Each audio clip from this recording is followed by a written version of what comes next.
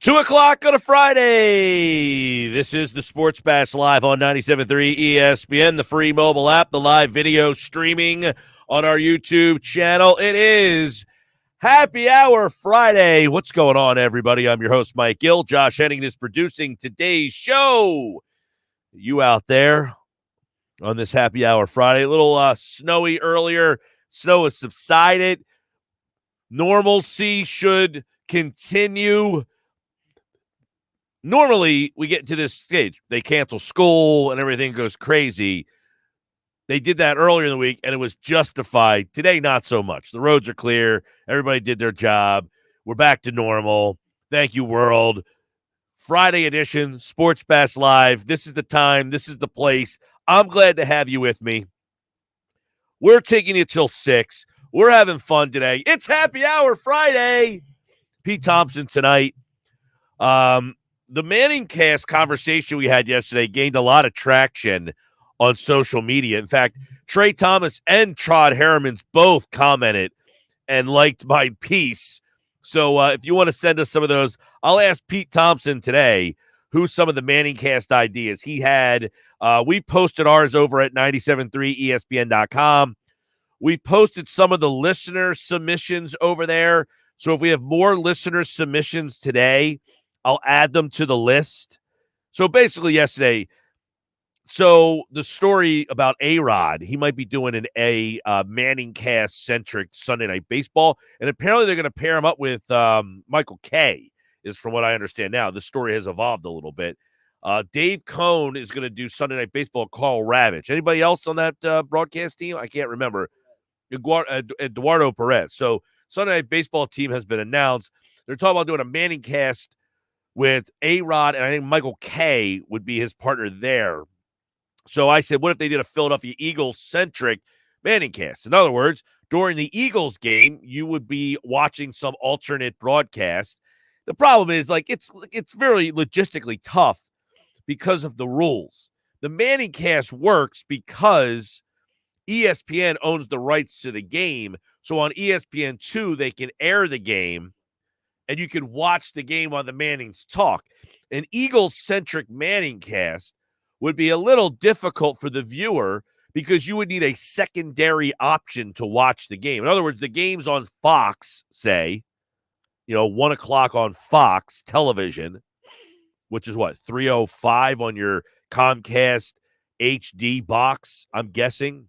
8:05, no, 3:05, right? 8:05, 8:05. Yeah, 800's the HD. See, when I watch an Eagles game, I usually watch on my YouTube TV, so there's no numbers. You just watch on YouTube TV, Fox, whatever. So you would be watching the game on your television, whether you're on YouTube TV, Fox, whatever device you use to watch the game. You would then watch this Eagles-centric Manning cast. I don't know what you would call it. The Manning cast is the name of the current format because they're the only ones that do it. But you would watch this, say, on your laptop. You would have your laptop open, and you would be watching this because, you really don't want to hear Aaron Goldsmith and John Vilma call the game. Now, is it different if the Eagles are better and they get better broadcasting teams? I don't know. How many people in the listening audience listen to the game because of who the broadcasters are? Not normal. I know people like to complain about the broadcasters. Nobody ever says, I'm just tuning in for the broadcasters, though. But would you tune in to watch a Manning cast style of broadcast for the Eagles? So we talked about this a little bit yesterday. I didn't realize it was going to get as much traction as it did. We got a ton of text messages. I took about 10 text messages that we got, and I use those as the listener submissions. I'll read off a couple of them. If you want to keep adding them, you can do so. 609-403-0973. 609-403-0973. If you have a submission, because I'll add your submission to the list, and that's getting a lot of play all over the place. I mean, it's been liked and shared and retweeted. Todd Harriman's commented. In fact, Trey Thomas actually commented that they were number one on the list. Now, I would say that I didn't rank them in order.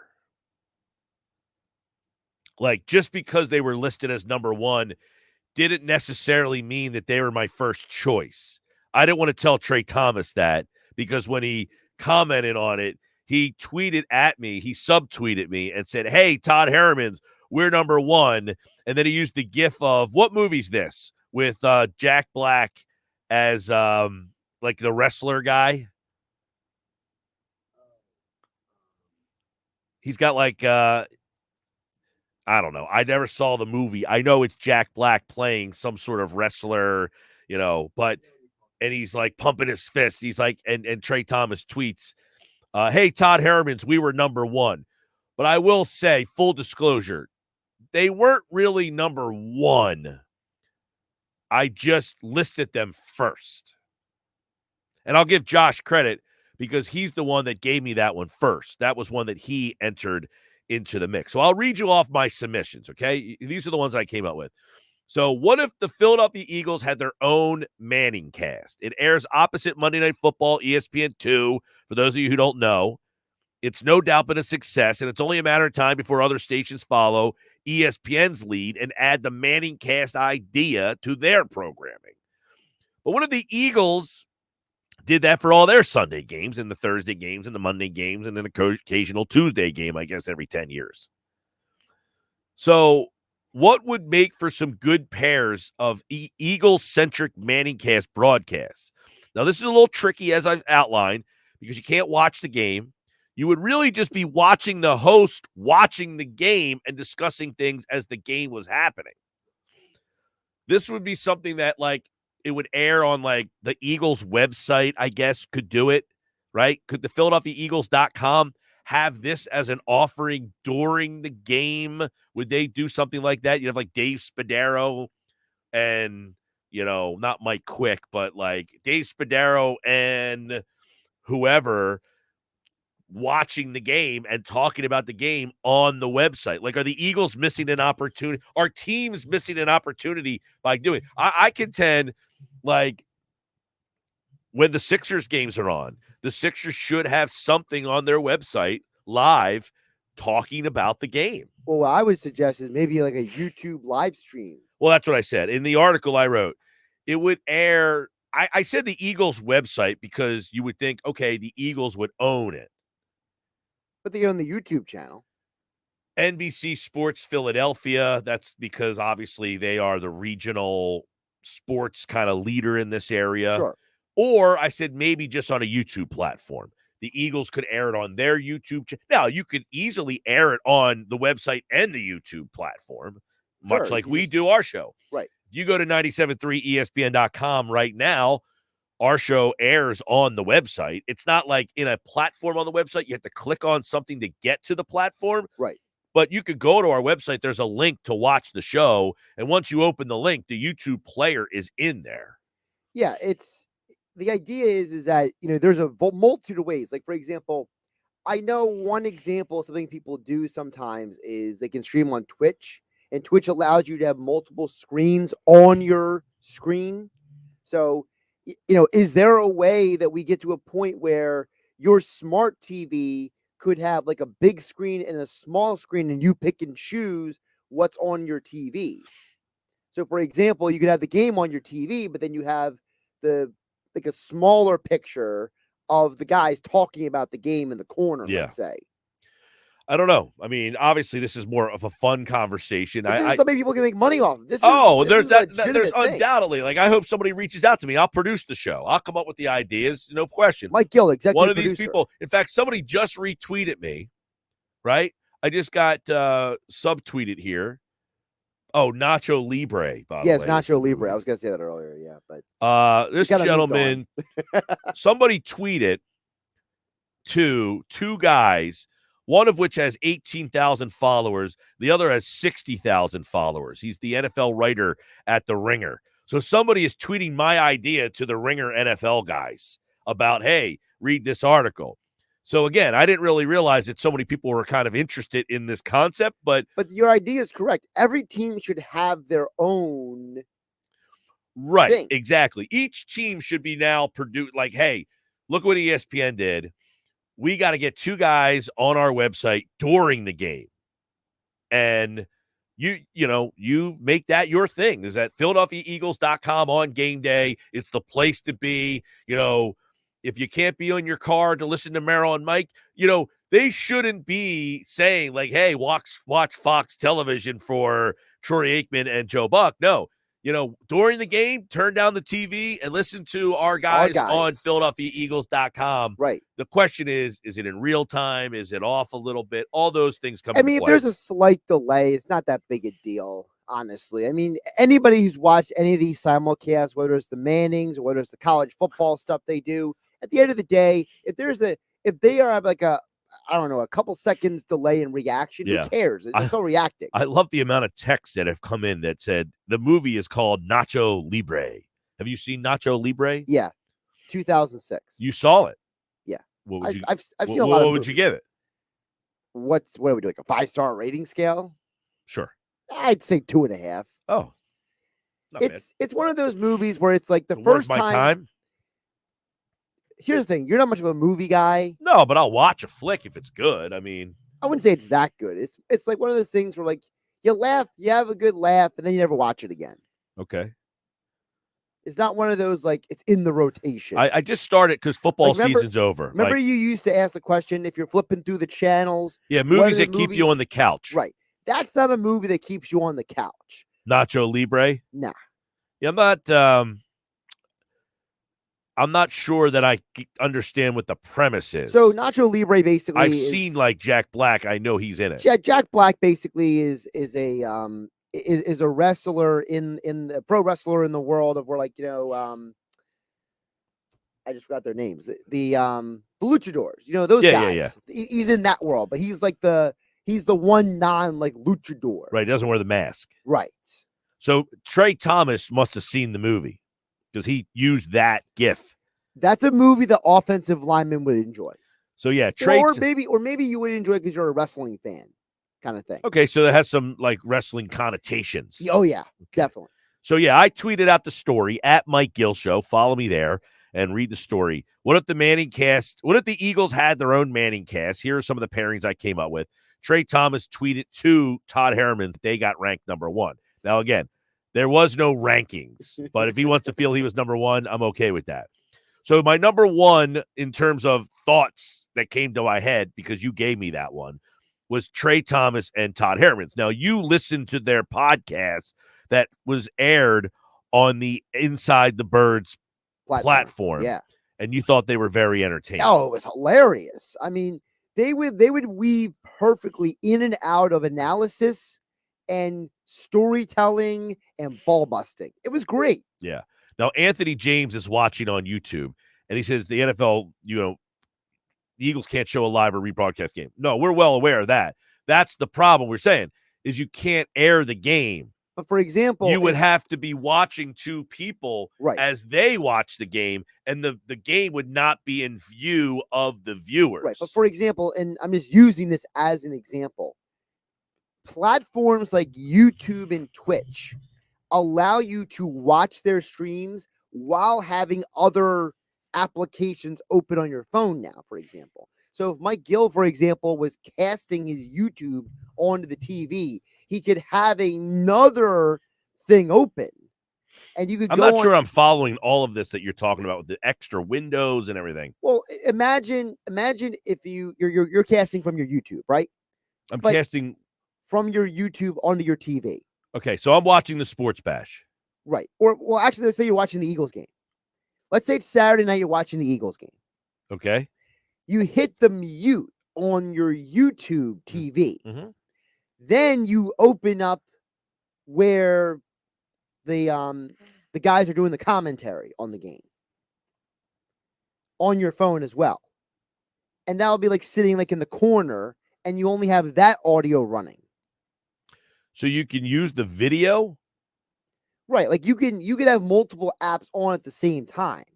Multiple things streaming at the same time. No, but I'm talking about, this is where you confused me. I'm talking about the actual, like if the Eagles were to put this on their website, Well, that's why you can't do that. Correct. That's why you gotta confuse have it the on something hell out like- of me with this. You're just talking about a random Joe Schmo at his house. No. I'm saying the Eagles could own, like, for example, the Eagles have their own YouTube, they have their own Twitch channel, they have their own live stream. You can have multiple videos playing at the same time. You just pick and choose which one's going to have the audio. But none of them can include the video of the game. But if you already have the video of the game, you can have their audio running. What do you mean if you already had? You don't own the rights to the video of their game. Fox does. No, you but can't use the Fox video. But you just said earlier you can turn down the volume on the TV and listen to them on the cast. If you were watching, if I was at my house, right, and I'm sitting my fat ass on the couch, yes, I would have the game on my television. This would be running on a laptop to the side. I would hit mute on my TV so I can listen to what these guys are saying. What I'm saying is that you could also cast their audio into the TV. There's a way to do that. What? Yeah. Wait, what did you say, though? Cast. You can cast their audio into the TV simultaneously. Oh, yes. Cast their audio. So now it's going through your surround sound in your house. You did not map that out very well. That is a very simple concept. But, and my buddy just texted me and said, you are completely wrong. But now that you've said it in that direction, yeah, I could cast the audio over there. But you were not very clear on that previously. Okay, well, I'm sorry I wasn't as clear. But the point is that, there is a way to do this if somebody actually invested the time in the setting it up for people. Yeah, I mean, I think this is more of a, again, it's just a secondary option. It's also a potential moneymaker. That would be fun. Just something, like, hey, during the game, you're on our website. We got two guys over here chit-chatting about the game. Like the whole Manning idea. Look, they get like 1.8 million viewers for that. You get about 12 million on the actual, maybe a little bit more than that on the actual game. So more people are not watching that. It's just people who, hey, I'm not all that interested in this game. I just want to hear what these guys have to say. That would be this. Hey, I'm an Eagles fan. I'm not interested in what the broadcasters are really saying. I'll put the game on mute. I want to hear what Todd Herremans and Trey Thomas have to say about the game. Or Brian Westbrook, Brian Dawkins, and Seth Joyner. Or maybe you just hate the broadcasters that much because everyone thinks the broadcaster hates their team. You want to listen to somebody else. That's what I'm saying. So my options were, my buddy texted me, Josh is wrong. It's illegal to rebroadcast any portion of the game. I never said the best way was your idea, a watch party. Yeah, I don't agree. I wasn't following what you were saying either. It was very confusing. I don't know Twitch at all. So maybe the whole Twitch thing. So for those who don't know, Twitch is a platform that started out as a place for people to stream multiple things at once. So like, for example, there's people who are making tons of money now as professional. Right. Twitch was a video game basically for you to watch other people play video games. But you see the video game at the same time. So like one part of the window is them, you see them, their face. The other part of the window is the actual game in real time. Mm-hmm. And of course, during the pandemic, ESPN tried to take that NBA 2K idea with NBA players and do that on TV, and it was poorly produced, but still. Yeah, so Twitch is something that I feel like people have tried to jump on. What I'm saying is they have the capacity to do this multiple screen thing. Yeah, but that's just confusing what I'm talking about here. I tried to have a fun idea, and you just confused the crap out of it. Thanks a lot. I mean, I was having fun. We were rolling. People were out. Now I got people texting how confused you made them all. I mean, this segment just went off the wires because you got too damn literal. Just turn the TV on, hit mute, put your laptop up, and listen to these guys. All right, these were my pairings. Herremans and Thomas. All right. They did a podcast before that apparently was very entertaining. Now, I have heard the podcast. I didn't listen to them religiously. I know Trey did some radio up in Philly. Herremans has been a good guest. That was one. The other one I had was Brian Westbrook, Brian Dawkins, and Seth Joyner. All right. Now, Westbrook is good. He's a good storyteller. I'm looking for guys who are good storytellers. I have Dawkins and Joyner together because everybody, whatever Seth Joyner says, people take as gospel because he played in Buddy Ryan's defenses. I would like to hear Joyner and Dawkins if they actually agree on some of the principles. Joyner nobody's really there to kind of push back on him because he's the one defensive player on the screen. Well, also he's one of only 2 former players on that post game show. Right, but I'm saying Barrett played offensive line. Seth played defense. If Dawkins and Joyner, I would like to hear them as the game's happening, like, man, I really want to see Gannon blitz here. Why isn't he blitzing? And Dawkins being like, no, this is not a good time to blitz. Let us cover. Let us be back in coverage. We want to get an interception here. Like, I think that those two guys, as 2 of the best defensive players. Now, Joyner, he's very good at talking about the different things defensively. But I feel like sometimes because he played in an era where they you can hit different and smash, that he's very aggressive defense. He wants to be very blitz aggressive. So that's why I put Dawkins and Joyner together. And by the way, I like I don't hate the idea of having offense and defense in a pairing, but I always like to hear when people are from a similar side of the ball at times, because if you ever watch that show that T.O. and Chad Johnson do together, they sometimes completely disagree on certain things. And it's interesting to hear them give completely valid arguments and analysis about something, and they both played the same exact position. Well, that's what I'm saying. These 2 guys both played defense, right. not same position. I want to hear that. But played like in different eras. You had the Buddy Ryan era that morphed into the Jim Johnson era. That's what I'm saying. I like your idea because it allows for disagreements here and there. Which is why I put those guys together. Number 3, Donovan McNabb and Ron Jaworski. Same basic principle as the Manning cast, just 2 quarterbacks chopping it up. These are probably the 2 best quarterbacks in Eagles history. You got McNabb, you got McNabb and Jaworski, the 2 guys that went to the Super Bowl before they finally won one. I didn't include guys who are currently playing. Right. So that's why I didn't put like Nick Foles and into one of these things. But so McNabb and Jaworski, and they've both done media. McNabb's done studio work. He's done radio. They're also from different eras, so they give different perspectives. Monday Night Football. They've both done a lot of studio shows. So that's why they're there. I then have the Inside the Birds crew. So if you're not familiar, they do our Football at 4, but they also do a pregame show, and it's a whole brigade. You got Mosher, you got Adams. So you got 2 guys who are, journalists, insiders. Then you have a guy like Greg Cosell, who's like a film breakdown guy. Then you've got your Quentin Michael and Jason Avant. So you got your 2 players. So I think the whole ensemble of them in a 5-person setting, just kind of shooting it around the room. That's the one thing I think the Manning cast lacks, is a true host of the show. So you have Jeff, who's kind of the host. He kind of pinpoints the topics, and then the insider can break it down from their perspective. The players can break it down from their perspective. You got Cosell that can break down the play and the video perspective. I think having like a 5-person symphony doing it would be a fun watch. Symphony. There That's you a go. nice word. We're all on the same page. All right, number 5, I've got Emmanuel Acho and Michael Vick. Now, Acho, as I mentioned yesterday, he's kind of a crossover guy. He's on Fox. He does a lot of sports, but he's also been the host of The Bachelor after the final rose. So he's very pop culture-y. So he would be able to kind of weave in and out of game and pop culture and fun. And then you have Mike Vick, who, obviously has done Fox. He does a lot of pregame work. I think both of them have good stories. Acho is a special teamer, played defense. Those guys seem to have a lot of great stories, the special teams guys. And then you have Vick, who obviously has a lot of stories that he can tell as well.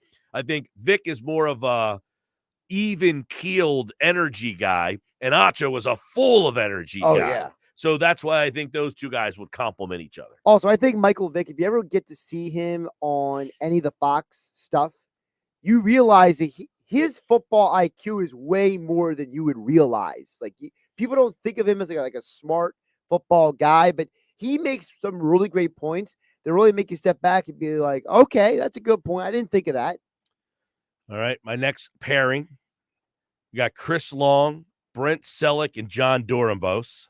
All right, so you got Long defense, Selick offense, Durambos, the long snapper. He's kind of the, but Long hosts his own podcast. Right. Durambos is obviously very crossover. He does the magician. He's on all sorts of shows. He's got a crazy backstory and life. He's also a fun guy. Very fun guy. You got all that. So Long's got a great personality.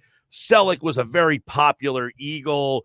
Durambos is just a load of fun. I think those three guys would end up just telling great stories and really being entertaining. Now, Long, as much as he's kind of a cool, like fun guy, he also is very good at just kind of reeling himself back in and talking serious about the game. So I think he could kind of do that. And Selick, while he's not this gregarious personality, he's always a good talker, tells good stories. The storytelling aspect is what's the key here. And then number 7, I got kind of the older generation, Mike Golick, Brian Baldinger, and Vi Sikahema. These were the three guys. Baldy on the film, Golick was on the defense, Baldy on the offense, Sikahema's the special teamer. They've all done radio. They've all done plenty TV. of media. They've all are good talkers, tremendous storytellers. You heard Baldy with us last week when we did the show. Great storyteller. Vi's a great storyteller. Golick, as we know from Mike and Mike, tremendous storyteller. Those guys, the three of them sitting there breaking stuff down would be fantastic. So those were the couple that I came up with just to start this thing. And then I got a lot of listener submissions that you can go to our website, 973ESPN.com, and check out for yourself. And I take a little credit for the Baldy and Vi situation. Yeah, you gave me Baldy and Vi, right? Yeah. That's what you're saying? Yep, I take a little credit for that. Well, do you take credit for throwing my whole show off the rails? Well, listen, I'm everybody getting ripped over here. Everybody on the web stream understood what I was saying, and they get it. No, not necessarily. On the YouTube, Anthony, Jeff, they get it. No. These people are saying how confused they are. See, now you're misleading the audience because I see the comments over here on the YouTube stream that says people get what I'm saying. What happened to? Oh, that's the problem here. I'm on YouTube and not StreamYard. Yeah. By the way, Bubberino says Nacho Libre is a 3.2 star movie. I mean, that's a fair rating. I would go more under 3, but that's fine. I like the hyper specificity of it. Yeah. See, Jeff agrees. He said, "How did this get so complicated just to watch the game?" But you picked the point, the one thing that agrees with you. Yeah, you didn't pick the other comments that agree with me, where he says, "Oh, I see what Josh is saying." Took a while. All right, Sports Bash, Mike McGarry, Sal Powell, Adam Kaplan, Colin Thompson. We'll talk about Colin's final game of the season. They're playing Tampa Bay. But I want to really talk about NIL with him and college free agency. He does a podcast called Not For Long, where he brought this topic up. And I want to go further with him in the 3 o'clock hour. One thought every game, Casey Joyner and Jeff Kerr tonight on the NFL. Send us your pairings. We'll keep them coming. We'll post them on our website, 973ESPN.com. This is the Sports Bash.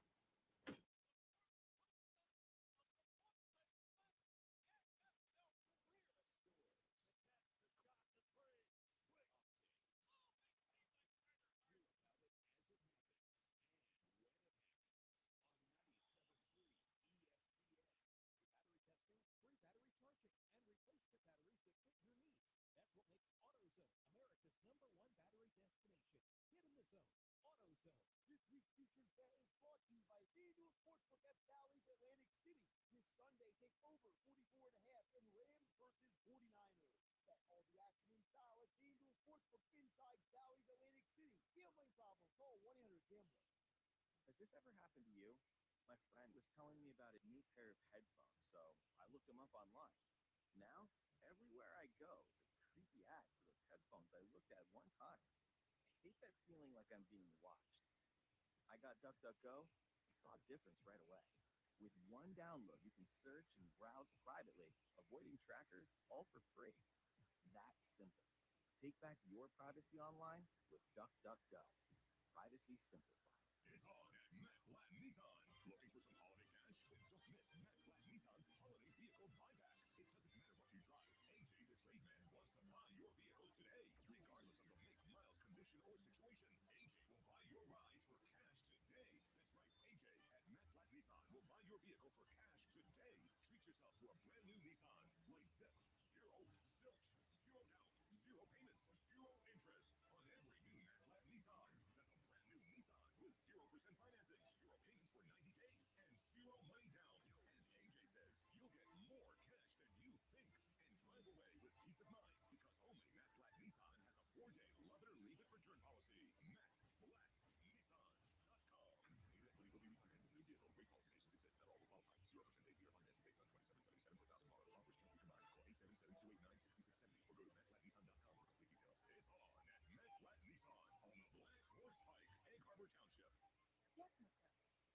problem. I'll call someone about the plumbing. One of Beatrice's properties needs a new superintendent.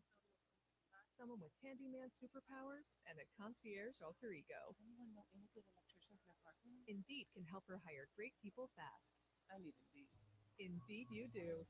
Instant Match instantly connects you with quality candidates whose resumes on Indeed match your sponsored job description. Visit Indeed.com/credit and get $75 towards your first sponsored job. Terms and conditions apply. Winter has finally arrived, and we are celebrating another remarkable milestone. Hi, Tom McAllister from McAllister the Service Company. December 21st is the first day of winter, and we are celebrating our 146th year in business. The legacy and commitment of honesty, integrity, and excellence that my great-grandfather started over 145 years ago continues today. For award-winning quality and dependability, talk to the experts at McAllister about your heating and air conditioning needs. Now is the perfect time to take advantage of discounts and rebates offered by the state and the utilities. And on a warmer note, after New Year's, there are only 11 Saturdays until spring. Talk to the experts at McAllister, 609-927-4122, or at mcservice.com for all your heating and air conditioning needs. McAllister, cannot control the weather, but we can control your company. Get in zone, AutoZone. Welcome to AutoZone. What are you working on today? Ready for an oil change? We can help get the right protection at the right price. Right now, you can get 5 quarts of Valvoline Daily Protection or Valvoline Max Life High Mileage Motor Oil with an STP oil filter for just $28.99. Visit one of our 6,000 stores or order from AutoZone.com for same-day store pickup or next-day delivery. Get in zone, AutoZone. Restrictions apply. Why would someone looking for a mortgage at the Jersey Shore take a loan from a company in Detroit or North Carolina or some other far-off place? Online mortgages promise a lot, but don't always deliver. First Bank of Seattle City knows the Jersey Shore. We are local lenders. We use local appraisers and provide in-house processing. We understand the unique obstacles of financing in Cape May County. Don't take a chance. Local banking is better. Let us guide you. First Bank of Seattle City. Member FDIC, equal housing lender. Now, back to more Sports Bash with Mike Gill on 97.3 ESPN, South Jersey sports leader. All right, 2:33 Sports Bash live, 97.3 ESPN, the free mobile app, live video streaming on our website, 97.3ESPN.com. You can watch the show on the YouTube channel, on your smart TV, just through the YouTube app, on your phone, your smart TV. I'm Mike Gill. Hopefully you're enjoying your Friday afternoon. It's Happy Hour Friday, and we like you to be a part of the show as always. Coming up in about 6 minutes from now, we'll talk to Mike McGarry from the Press of Atlantic City. Sports Bash brought to you by Matt Blatt Nissan, the all-new Matt Blatt Nissan, now open on the Black Horse Pike in Egg Harbor Township, next to Home Depot, online, mattblattnissan.com. I've got a couple text messages here. Now, a lot of people entered in. I will say, a lot of listener submissions were Donovan McNabb and Terrell Owens. Now, obviously, that would be a hoot to see those two guys together, but that would not be a realistic one. That's why I didn't put it together. But I've seen a lot of listeners say that they would like to see that pairing. I got Brian Dawkins, Brian Westbrook, and Jaworski. I got Jim McMahon and Seth Joyner. The guy said polar opposites. You got John Durambos and T.O. I don't really know what the connection is there.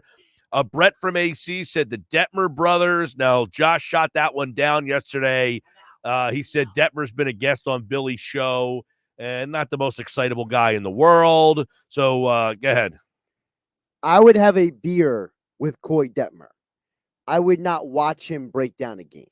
Well, you never know. Maybe if he's sitting there with his brother, they open up each other a little bit more. I think Ty is more boring than Coy is. Well, they're both, they're both guys that they played football, and then when they're done playing football, they probably don't watch a game or do anything around it. I mean, some of these guys are also like college coaches, you know, so they're not always watching the NFL game. But some of these guys, like they're done playing, they start like another life, and they don't even look back. Like, for example, I don't know if you ever listened to Trent Dilfer's new podcast he's been running. So Dilfer now coaches high school A football. lot of these guys do. I read an article that like over 200 former players are now Yeah. high school coach. You talk like Dilfer's the one guy No. who's coaching high school football that played in the NFL. I'm not saying that. What I'm saying is that one of the things he talks about on his podcast is he asks the guys, I know you're coaching high school football now. How much of the NFL are you still watching? And some of them watch more than others, obviously. Yeah, I think Detmer is one of those guys that played football and then is duck hunting. That's what he's doing the rest of his life. Is Duck just hunt? What? duck Video game? hunting, hunting, whatever, but duck hunting. Like if I said to Detmer, what is the number one thing that you're doing post football? He would say, I duck hunt. That's probably would be. I haven't talked to Detmer maybe ever. I don't know. I don't remember. I might have had him on the show once or twice. I don't know. Anyway, he was the quarterback when I was in college, Detmer, for like a short time when they were really bad. Ty initially. Ty was there first, and then Coy came Yeah. later. Gotcha. All right. McGarry's coming up. Sports Bash is live, 97.3 ESPN. And when we come back, we'll talk to him about that. I want to see if Mike has a pairing for us. I gave you mine. You guys continue to give us yours. I can like flip some of these around too. Like somebody gave me Golick yesterday. A listener texted in Golick. I think Golick would be a good one with somebody. I put in with the older guys, but he might be, I could move some of these around. This would be fun. We'll have fun throughout the day. Pete Thompson tonight. Eagles, Cowboys. We got the national championship game, the NIL stuff. I'm interested in that too. We're going to talk to Colin Thompson at 3:25.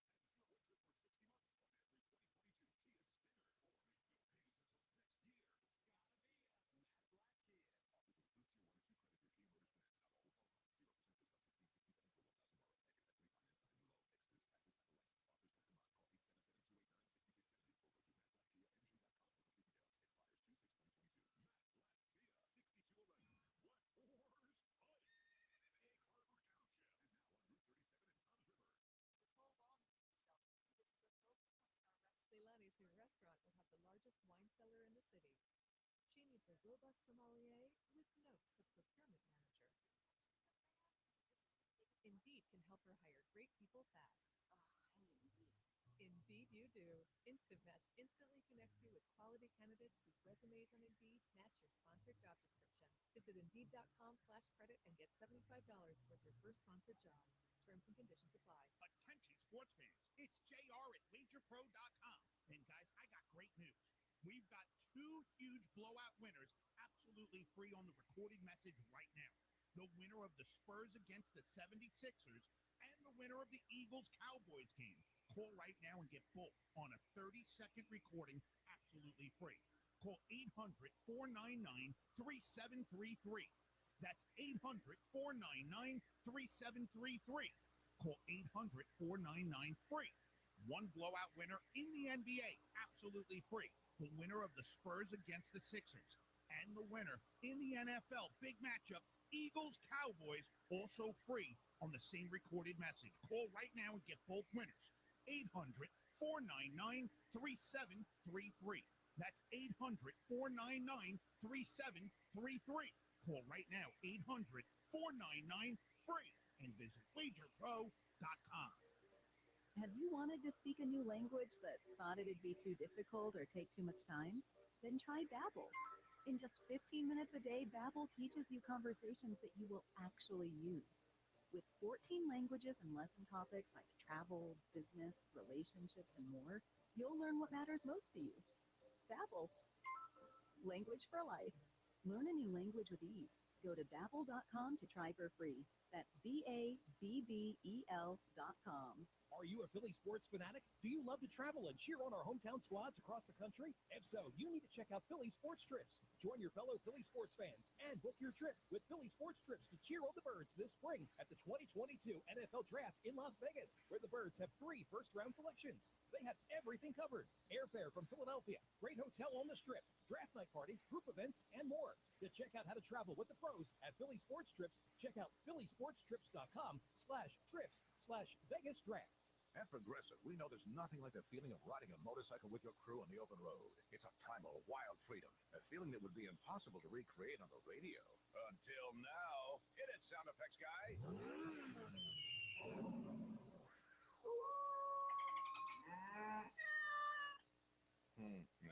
No, we really lost our stride at the end there. Get 24/7 roadside assistance with Progressive, America's #1 motorcycle insurer. Progressive Casualty Insurance Company and affiliates. Roadside assistance subject to policy terms and limits and may require comprehensive coverage. This week's featured bet is brought to you by FanDuel Sportsbook at Bally's Atlantic City. This Sunday, take over 44.5 in Rams versus 49ers. Bet all the action in style at FanDuel Sportsbook inside Bally's Atlantic City. Gambling problem? Call 1-800-GAMBLER.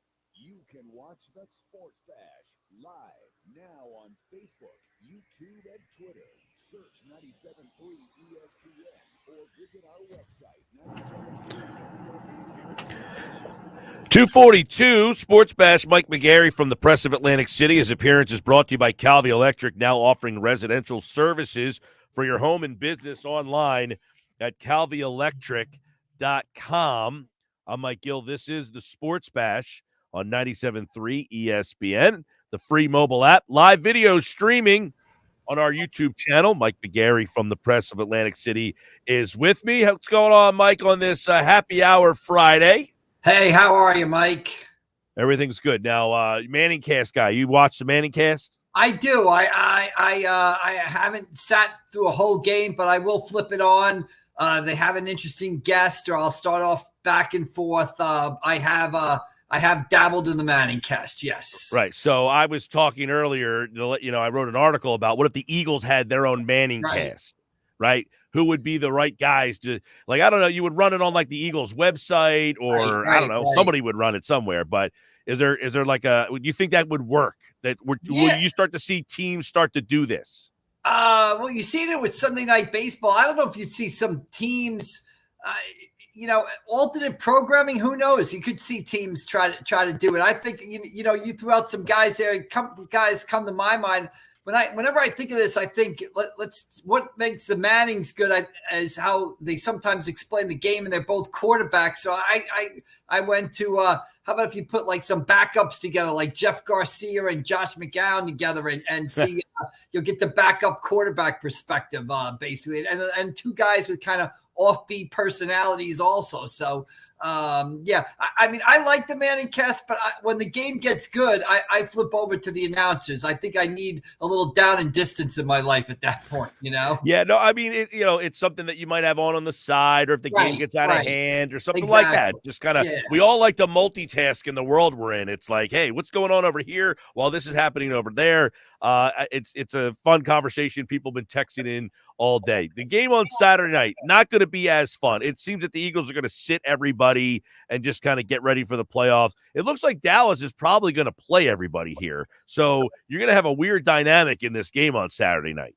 Yeah, I mean, I don't know I guess Dallas has an opportunity to move up in seeding. I can see Dallas maybe they both do.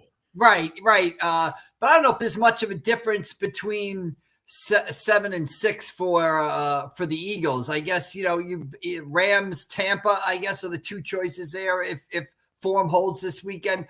I can see Dallas eventually turning to the bench guys in the second half, or after at some point. I have a hard time really believing that both teams are going to play their starters, for an entire football game. Usually professional sports teams, and it drives fans crazy, right? Usually professional sports teams don't care about seeding. All they care about is making the playoffs, and they kind of let the seeding fall where they are in just about every sport. We've seen teams go for home court advantage and rest guys and stuff like that. Usually professional sports teams aren't that interested in seeding. They just make the playoffs and let the stuff fall where it might. The teams, right? Like they don't get into the minutia like the fans do of Exactly. who's the better matchup, who do you match up with better. Exactly.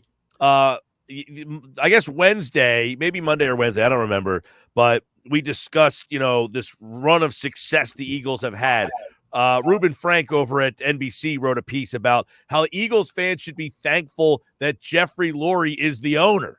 Where do you look at? I feel like we don't talk about him enough, but his name has come up a lot in recent times that maybe he's more meddling than we thought. And now they have a winning season, and it feels like all that has been kind of pushed aside a little bit. What about Jeffrey Lurie as an owner? Like, has he been a good owner for the Philadelphia Eagles? Well, obviously, if you just look at the record, he has been a good owner for the Eagles, and he's a guy who is, first of all, he's what you wanted in an owner, right? He's into it. And believe me, you'd much rather have an owner who's into it. He's willing to spend for free agents, which is something that they do. And, they've had a track record of success underneath him. And recently also, he hasn't been afraid to change directions if he doesn't think things are working out correctly. So if he sees that Chip Kelly maybe isn't headed down the right road, he changes basically. And you get Doug Peterson. And now, he's changed from Doug over to Nick Sirianni. So I would much rather, Mike, have an owner that meddles and cares too much than an owner that doesn't. People know I kind of root for the New York Mets.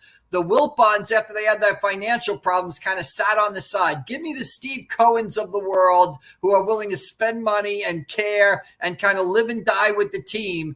I know stuff came out about Lurie. Hey, they win in Green Bay, and he says, well, you didn't throw the ball enough. You won by running. I mean, all that stuff, who cares? I mean, the bottom line is you want an owner who cares about the product on the field and isn't an absentee guy, and you have that in Lurie, and the track record of success speaks for itself. Yeah, my follow-up to this would be, I don't think this gets, what is the role of an owner in a team's success or failure? Like, is it overstated? Is it depending on the team? I mean, because it feels like if you have a lousy owner, does that necessarily mean you're going to be perpetually a lousy team? Well, yeah, I think it has a lot to do with it. And all you need to do is look at the Wells Fargo Center right now. And look, hockey isn't my main interest, but look at the Flyers now and look at the Flyers under Ed Snyder and tell me the owner of the team doesn't make a difference. I mean, you could have the team owned by a corporation that really only cares about the bottom line and is trying to maximize profits, or you can have an owner like Snyder was, like Lurie is, that's concerned with wins and losses above everything. That's what you want. If you have a bad owner, boy, it sets the tone for the whole organization. And all you need to do is look at what's happened to the Flyers the past couple of years and see what's happened there to know the difference. Mike McGarry from the Press of Atlantic City is with us here on the Sports Bash on a Friday edition. Obviously, yeah, you look at the Washington football team, right? Teams like that. It seems that they can't get out of their own way. Ownership's a big reason why that kind of stuff happens. Yeah, and look at the role on the flip side. Look at the role that Kraft has played in New England. He kept that situation together. Brady and Belichick together for almost 20 years, which is tough to do. Let me ask you then: Is Mara a lousy owner all of a sudden? No. How do you explain that? Bad stretch, right? Bad stretch can happen to anybody. He has to recover. I mean, the family has owned the football team since the 1920s. They had a bad stretch in the 70s. They almost destroyed the franchise in the late 70s. They had to go to the league to pick a GM. They got George Young. He hired Parcells, and away you went through 5 Super Bowl appearances, 4 Super Bowl wins. Now they're in a down decade. I'll go with their track record of success. I think they care. They haven't made the right choices lately.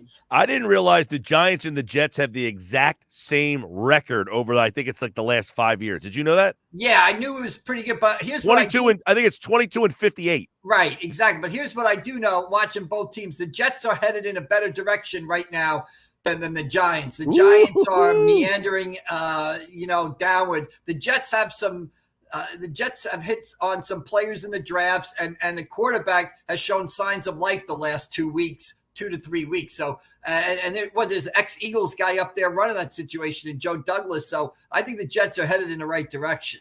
Football guy. Mike McGarry, name, image, likeness. I saw a story yesterday. Charlie Batch is offering Caleb Williams $1 million to transfer to Eastern Michigan.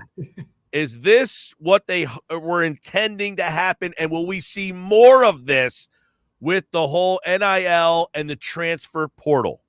Yeah, I think you will. I don't know if you'll see blatant offers like that, but the NIL is going to become a huge part of college football going forward. And I can think of one of the teams that I like to keep my eye on, USC in Los Angeles.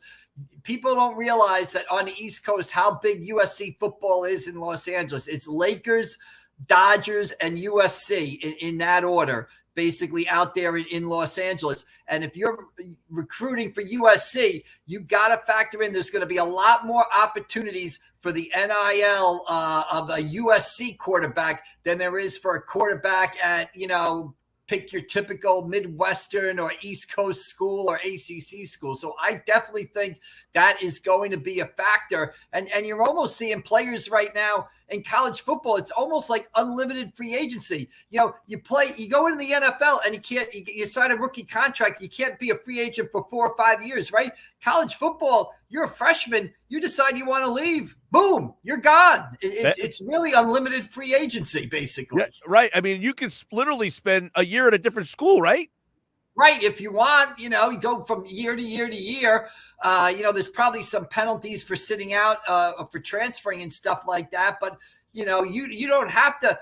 When you commit to a school, you can, like the Oklahoma quarterback, what did he play, a year? And now he's out of Oklahoma, basically. It's almost like it's true free agency. Unlike every other sport where you have to wait out that rookie contract before you have some freedom. College athletes went from having no freedom to having unlimited freedom, basically. Absolutely. It's crazy. And we just saw that Taj Sweet is leaving West Virginia. Right. I think he can essentially resurface in the same year, right? I think he can. Yeah, I believe he can. That transfer portal is just it's changed the way college sports looks. I think, you looked at I saw some sort of stat today where I thought only 2 teams, men's basketball teams in the Power 5 conferences didn't have a transfer on them this year. I mean, transfers used to be rare. Now they're a common way to almost turn around your program very quickly, basically. All right, Mike McGarry, we've had some weather. I saw you tweet out. Looks like the Seagull games tonight are canceled. It looks like there's a little reason. Is it weather or transportation related? Probably a little bit of both, basically. Today's one of those days where schools make decisions to close in the morning when it's bad, and then it turns out to be a great day outside. The sun comes out and stuff like that. So unfortunate what happens. But the Atlantic City Holy Spirit, I believe, is a boys-girl double hitter over at Holy Spirit. The first night of the Seagull has been postponed, but still a great event that right now will continue Saturday and Sunday and have a total of, I think, 7 games each day, 7 games Saturday, 7 games Sunday. As of right now, in the world we live in, you have to say caveat, but it looks pretty good that, I have faith that, that most of the games, if not all of them, will be played this weekend. Right, and they're over at Holy Spirit, and I believe, you correct me if I'm wrong, it's free admission. Is that still accurate? Free admission. The guy that runs the Johnny Rodeo this year, he's cut back on expenses. It's tough to run these events. Mike, you need people to work. You need scorekeepers. You need security. You need this. You need that. It's tough to get people these days. People either have COVID, they're in quarantine, or they're just kind of wary of crowds, which is kind of understandable. So he cut back on expenses, and I thought, it was a topic of my column today. I think it's a great move. It's kind of a give back to the fans, family, and players of high school basketball of kind of taking it on the chin throughout the pandemic to get some great basketball at Holy Spirit for free Saturday and Sunday. All right. That's Mike McGarry from the Press of Atlantic City at AC Press McGarry. And he was kind enough to join us on this happy hour Friday. Enjoy the rest of your weekend, Michael. I will. I'll see you on Monday. Thanks. All right, there's Mike McGarry. Yes, Monday we will know the Eagles' opponent. We'll talk playoff football and the Sixers and the Spurs tonight. We have that live on 97.3 ESPN. We'll talk about that and more. Coming up on the other side, we'll get into NFL week number 18 plus Colin Thompson at 3:25 today here on the Sports Bash live on 97.3 ESPN and the free mobile app.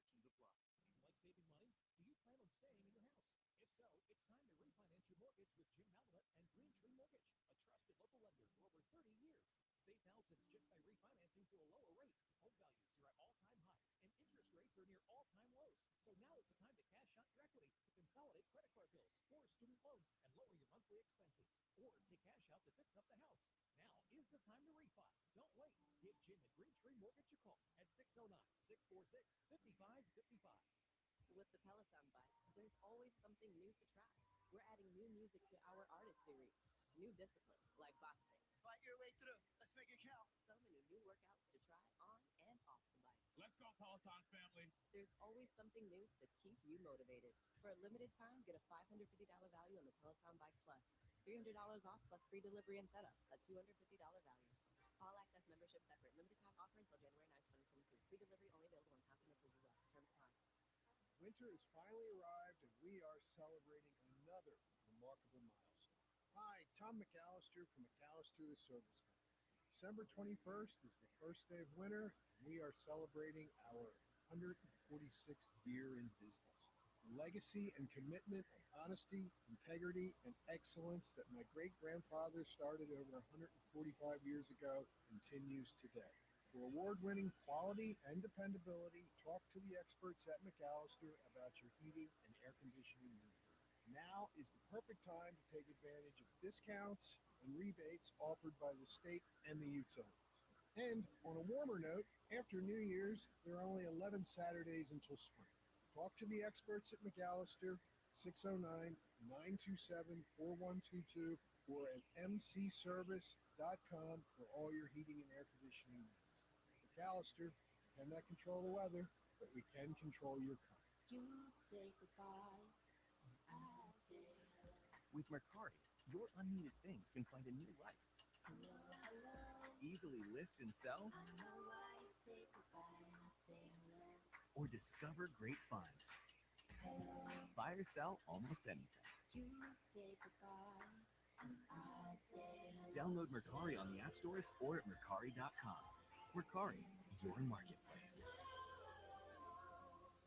driving home a new BMW is closer than you think. Visit BMW of Atlantic City for exceptional savings on your favorite new models, like the new X3, 3 Series, and more. We're sure to have a vehicle that fits your needs. And with Acceleride, purchase your vehicle online and we'll deliver it directly to you.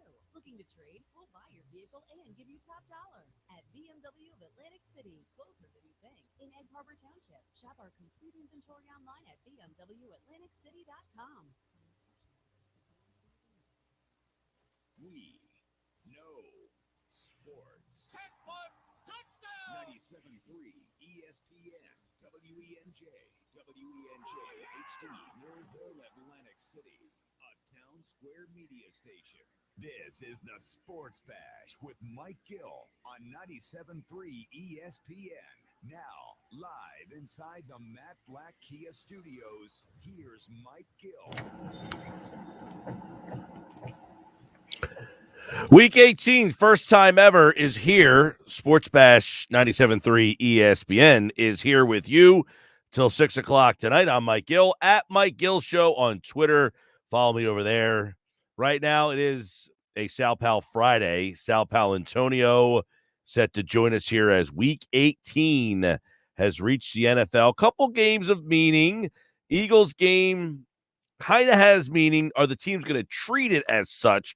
We'll ask ESPN senior national correspondent Sal Palantonio for another edition of Sal Pal Fridays. Thanks to our friends Johnny G and the Burger Really team over in Ocean City, which I know that Sal Pal on this Friday edition, I'm sure everybody's listening over there, getting ready for the Eagles and the Cowboys in week number 18. How are you? Happy New Year. Yeah, Mike, I'm doing well. Happy New Year to you and all your listeners. You mentioned that this is our first Week 18, first 17-game schedule. And, it's pretty interesting development what's happened. There's a lot of games that are meaningless, and teams are deciding on whether to protect their players or play their players. And the Eagles, Nick Sirianni and Mike McCarthy in this game tomorrow night at Lincoln Financial Field, they're in a tough spot. Yeah, I'd like to kind of go inside in your mind, how they going to – it sounds like McCarthy and the Cowboys are going to play to win. They're going to play their guys. Sirianni has not played his hand at all, which kind of suggests to me I would imagine seeing very limited starters, if any at all. Well, Sirianni was asked about it this week, and if you read between the lines, he said, I'm not worried about momentum. I'm not worried about winning 4 games in a row at the end of the season and then resting players and losing momentum for the playoffs because of the way we practice. Our intensity in practice is very hard each week. Our focus is very hard. It's very, very, very, the attention to detail is great each and every week. He puts a lot on the players in practice, and then they'll go watch the film of the practice afterwards. So there's a tremendous amount of coaching that's being done every single day. And he's always preaching, I want to see you get better 1% every day. Each and every week, I want to see you get better. And he said, that's always in place, whether it's preseason, regular season, or the postseason. So when you listen to that, you got to think to yourself that he is going to protect these players. I don't like to use the term resting. Players now, I don't really think need to be rested. I do think they need to be protected from injury, protected from COVID exposure.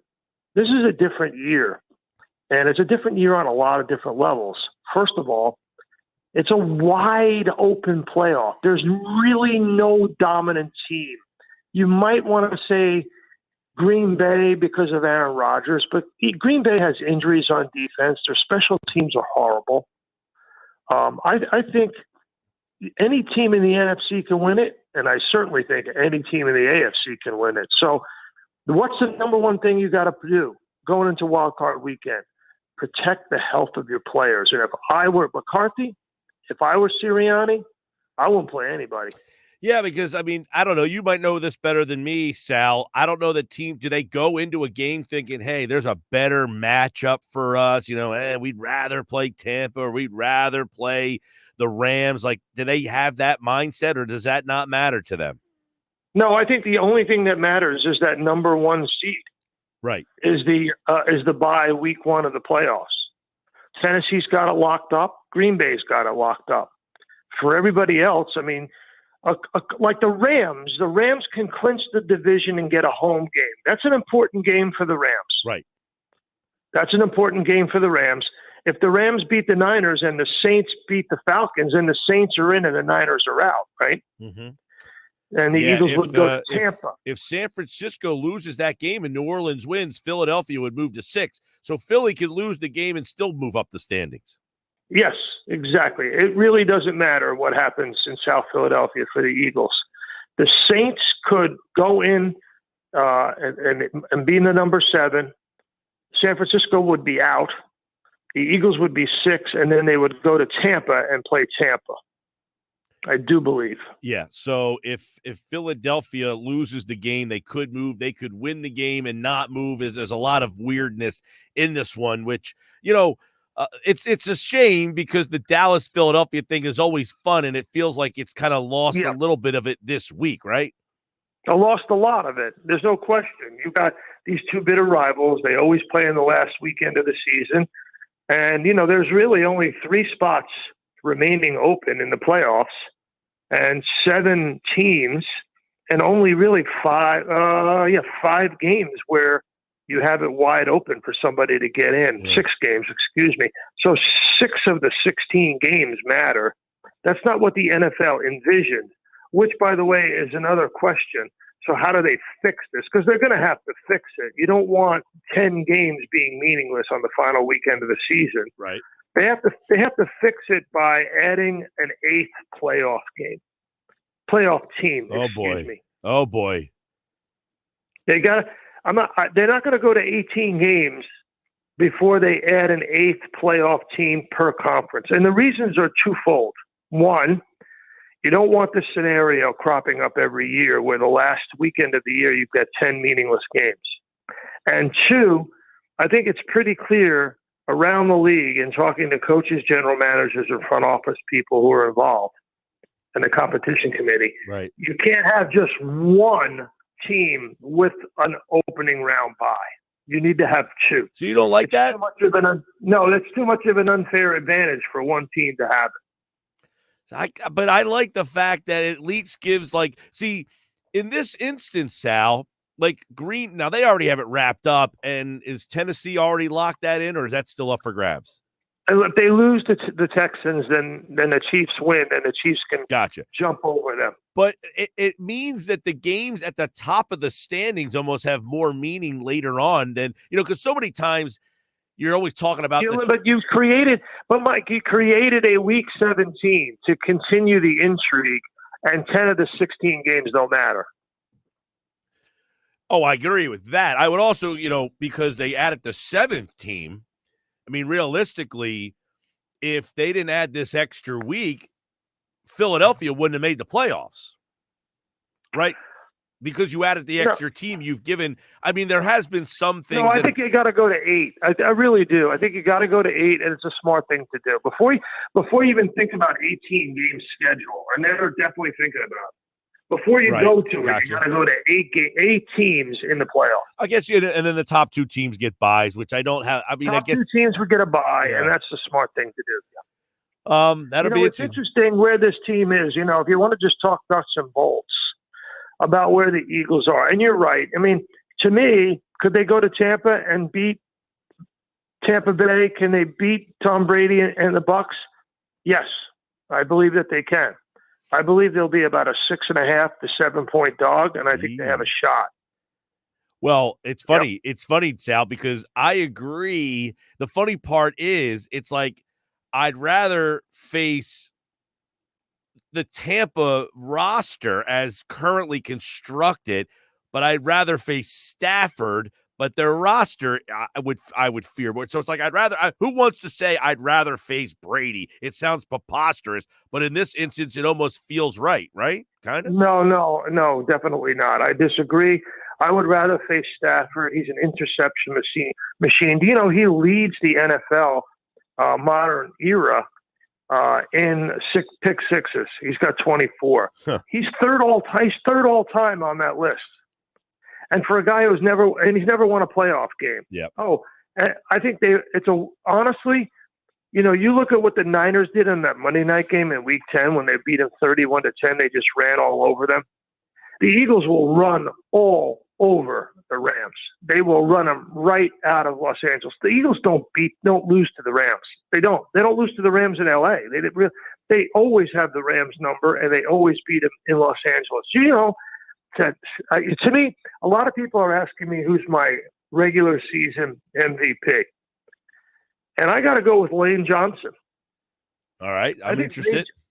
I think Lane Johnson is the regular season MVP. Since he returned in Week 7 against the Raiders, starting with that game, the Eagles are 7-3, averaging 28 points per game. Mike, 28 points per game. Since he returned, that's 5th best in the NFL, and 188 rushing yards per game. That's number 1 in the National Football League. Do you know that since drafting Lane Johnson in 2013, the Eagles are 12-21 without him. 12-21 without him. 9 games under 500. And with him, they are 70-46. I knew the record disparity was quite big, but I didn't know it was that big. Now, I mentioned the other day, Sal, has there ever been a team, you know, I guess like you go back to the Washington franchise when they had the Hogs, where the offensive line is the star of the team? No, the offensive line is the star of this team.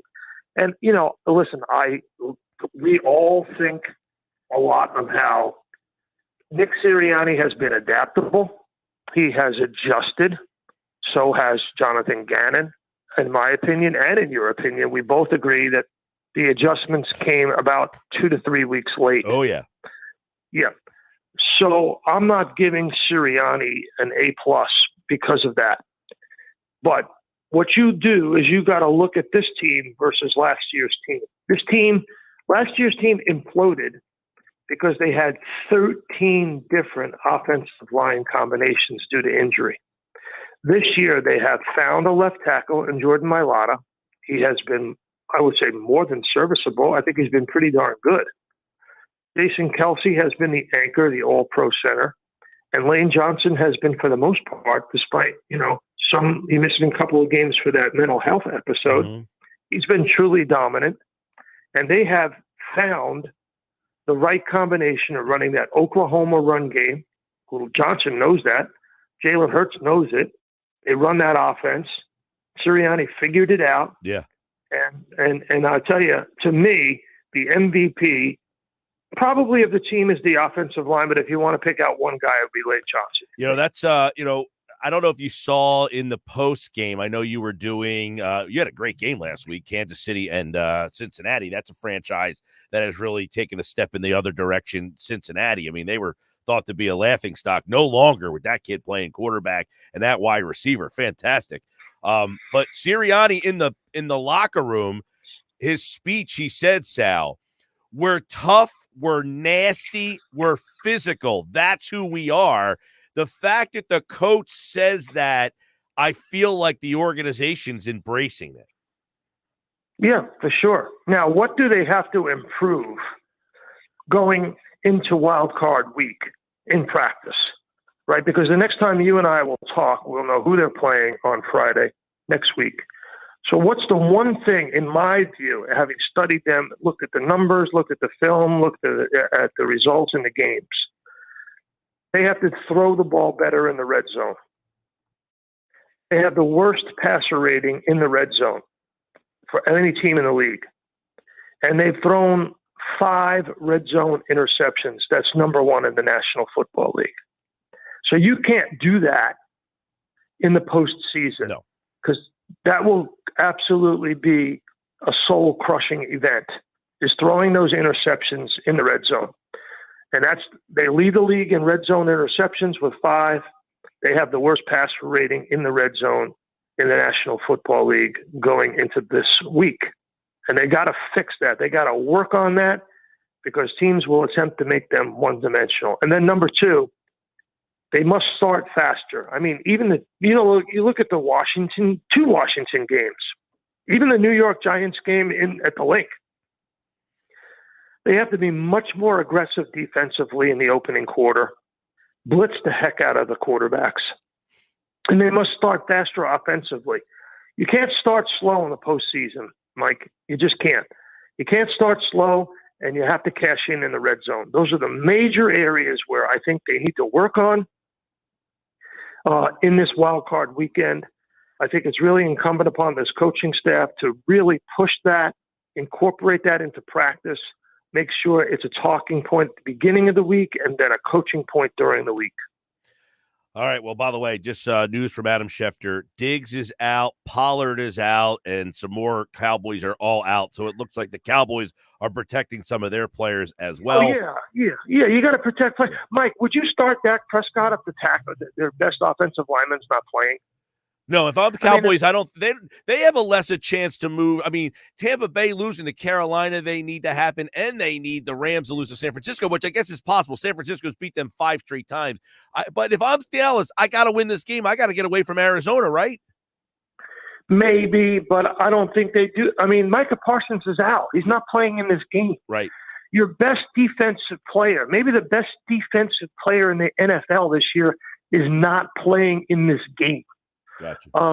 So why would you put your quarterback at risk? I just don't get it. Yeah. I mean, and if the Eagles are not starting or not playing for most of the game, most of the starters, you should be able to beat the Eagles backups with your, most of your starters, if not. But I don't think you have to start Dak Prescott. I'd be shocked if we saw Dak Prescott for more than a series or two, even if that. Hey, that Joe Burrow's pretty good, isn't he? Oh, man, he's so great. And what a nice young man. Did you see the post-game interview I did with him on the field? I put it on my South Hal ESPN Instagram. What a terrific young man. I'll tell you the backstory on that real quick, Mike. We were supposed to do the interview indoors, but security there and the COVID protocol people kicked us out at the last minute, and Joe Burrow was already outside waiting for us. And the camera crew was inside and had to scramble and reset. And he stood there talking to me 20 minutes. Jeez. Now, who does that? Right. The camera crew tried to reset, and then because we were outside and it was, it was cold, he had a hard time getting the camera to work. And I kept saying, "Are you okay?" He goes, "Yep, fine, no problem." And we just sat there, we just stood there and we talked. And he was an absolute gentleman about it. I got to tell you, what a terrific young man. That's a cool story. I know we got to run. I don't know if you heard Monday. That brings this.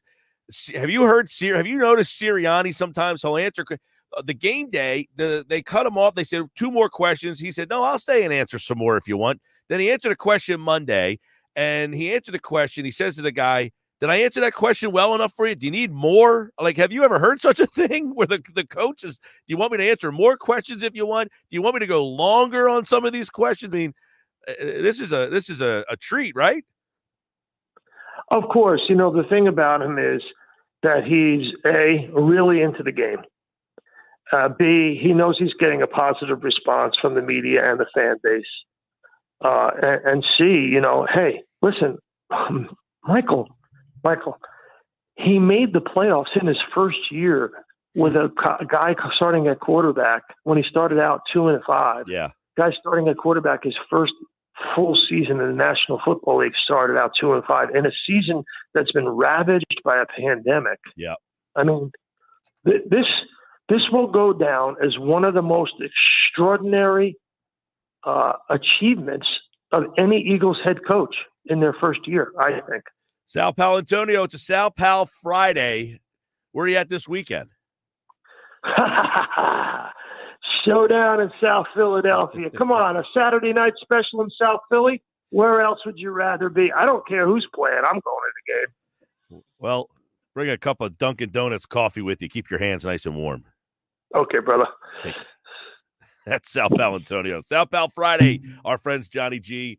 That is a good one. A showdown in South Philly. Where else would you rather be? Let me ask you a question. Where else would you rather be? If I gave you tickets Saturday night to the Eagles, you going? Pete Thompson's going to the game. He'll join us at 4:40. But when we come back, we're talking to Carolina Panthers tight end Colin Thompson. Season coming to a close. They're going to play Tampa Bay. What's it like to prepare for Tom Brady this week and the Bucs? We'll get that. Plus, Colin has a podcast called Not For Long. We actually came up with the name together. I hosted it for a couple of episodes, but then when he got signed by, an NFL team, we kind of got thrown off track a little bit. He's still hosting the pod. And one of the topics had to do with NIL. I want to ask him about it coming up next on the Sports Bash.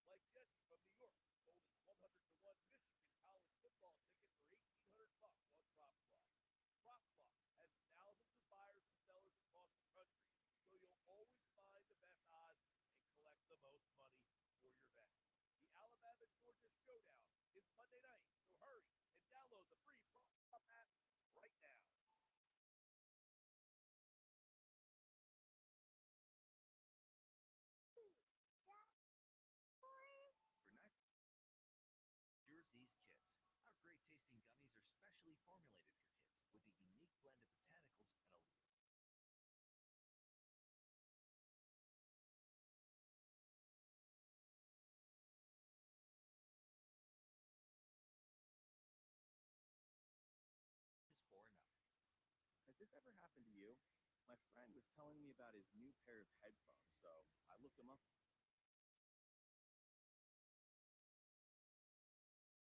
One time.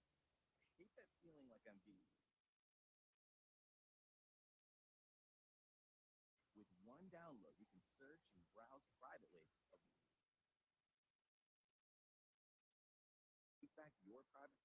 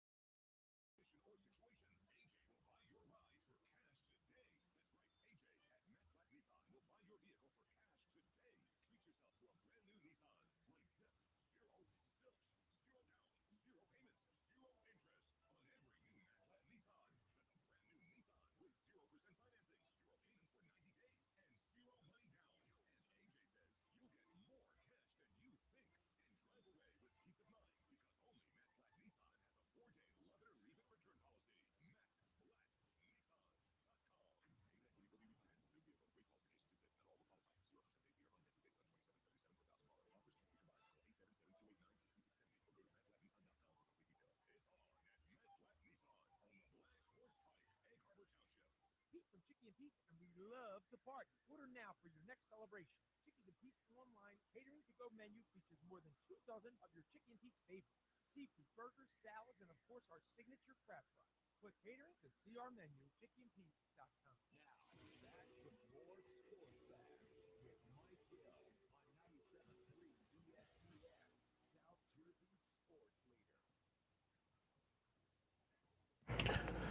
325 Sports Bash Live, 97.3 ESPN, the free mobile app. I'm Mike Gill. What's up, everybody? Happy Hour Friday.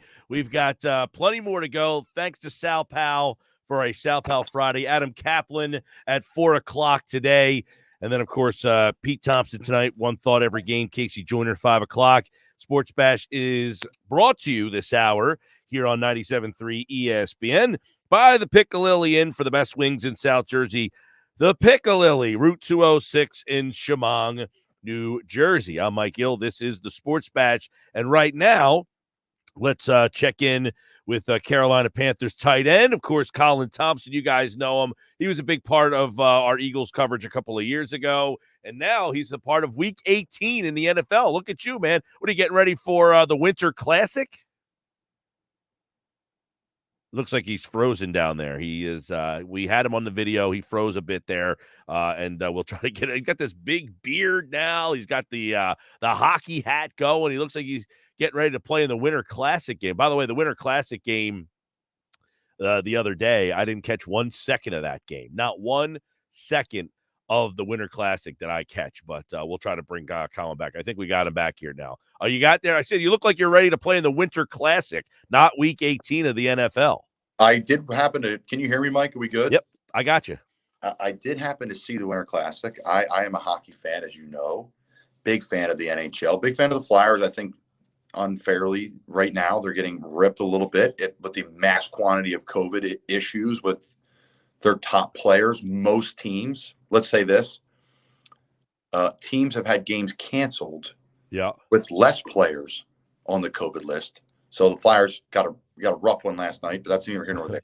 Well, that was, that game last night. There was a game that had 5 players out with COVID. They canceled. The Flyers had 6, and they played it. Why?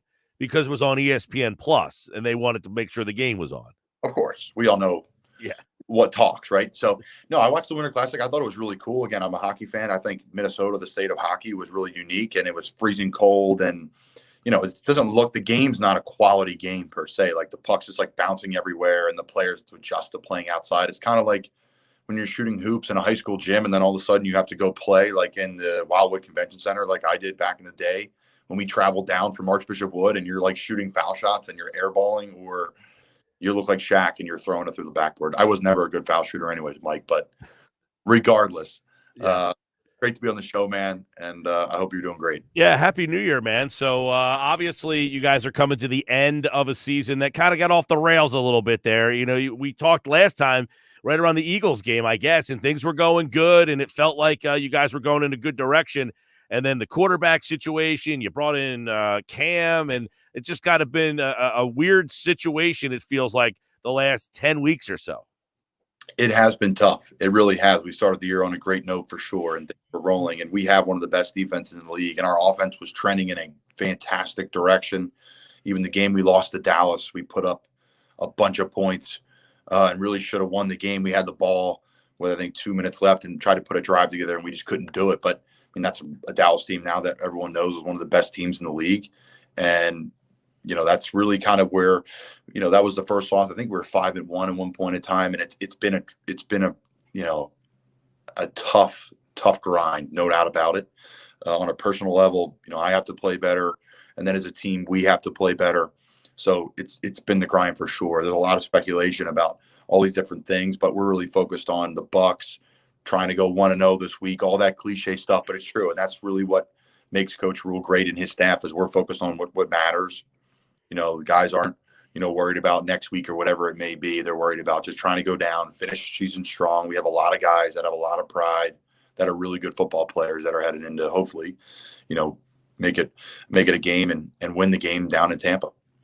Yeah, and obviously they're playing for seeding stuff. I mean, they've got a lot going into this game. They're trying to move up. So are you guys assuming they're going to be playing their full brigade of players? I mean, that's what's always like this extra week has added that whole nother dimension of this is an extra football game that everybody's got to play. They're playing for seeding. Does that matter to them? Do you expect to see Brady and the bunch? Yeah, I don't know all the details of who's playing and who's not playing, but we're preparing like everybody's playing. Right. At least from our end, for sure, right? They have a great team, a great roster, obviously a great coaching staff. They have a lot of coveted coaches that I'm sure will get interviews. If not, they already are. And they have a lot of players that are big-time players. So we're preparing, especially in our position at the outside linebacker spot, for some studs. Even their backups to Jason Pierre-Paul and Shaq Barrett are studs. So got to prepare for that. And, that's really all we can control in our room is like kind of the guys that we're going to face. And that's really the world I live in. I'm lucky to be able to live in that world and not hear about all the media stuff and all who's playing and not. It's kind of like, okay, who do we have to block? Because you got to be able to. They got their own situation going on. I mean, it's just been a circus for them. I mean, I guess it's got to be I guess we feel like it's difficult to prepare, but you guys are inside that building and probably how much time is spent like, okay, you guys got to do media today. You got to talk for how long is that? Well, I'm not doing media. The bigger guys are doing media. They are, I'll see Sam Darnold get pulled out. I mean, he may do 15, 20 minutes. Could be wrong. Somewhere around there. But, okay, so the quarterback of the team is doing 15 to 20 minutes in this entire day. So for about 15, 20 minutes, the circus is happening. But for the other time, it's back to business. Like the Antonio Brown stuff is only really brought up for those 15, 20 minutes for them. And then it's kind of like gone. Yeah, I mean, everybody knows. Everybody saw what happened, right? We all saw what happened when we got on the bus after the game when we were in New Orleans last week, right? Like, right. The unique part about the NFL, I always say, is like the social aspect of the game. It's unique. We're all older. People have families and people have kids and people have lives and other jobs and other businesses and other professions. Why they do this one too. So like you get on the bus and you call your wife or your whomever and you just check Twitter. Just like the rest of the world. Right. I would like to have been on the Carolina Panthers bus because you're the next week opponent.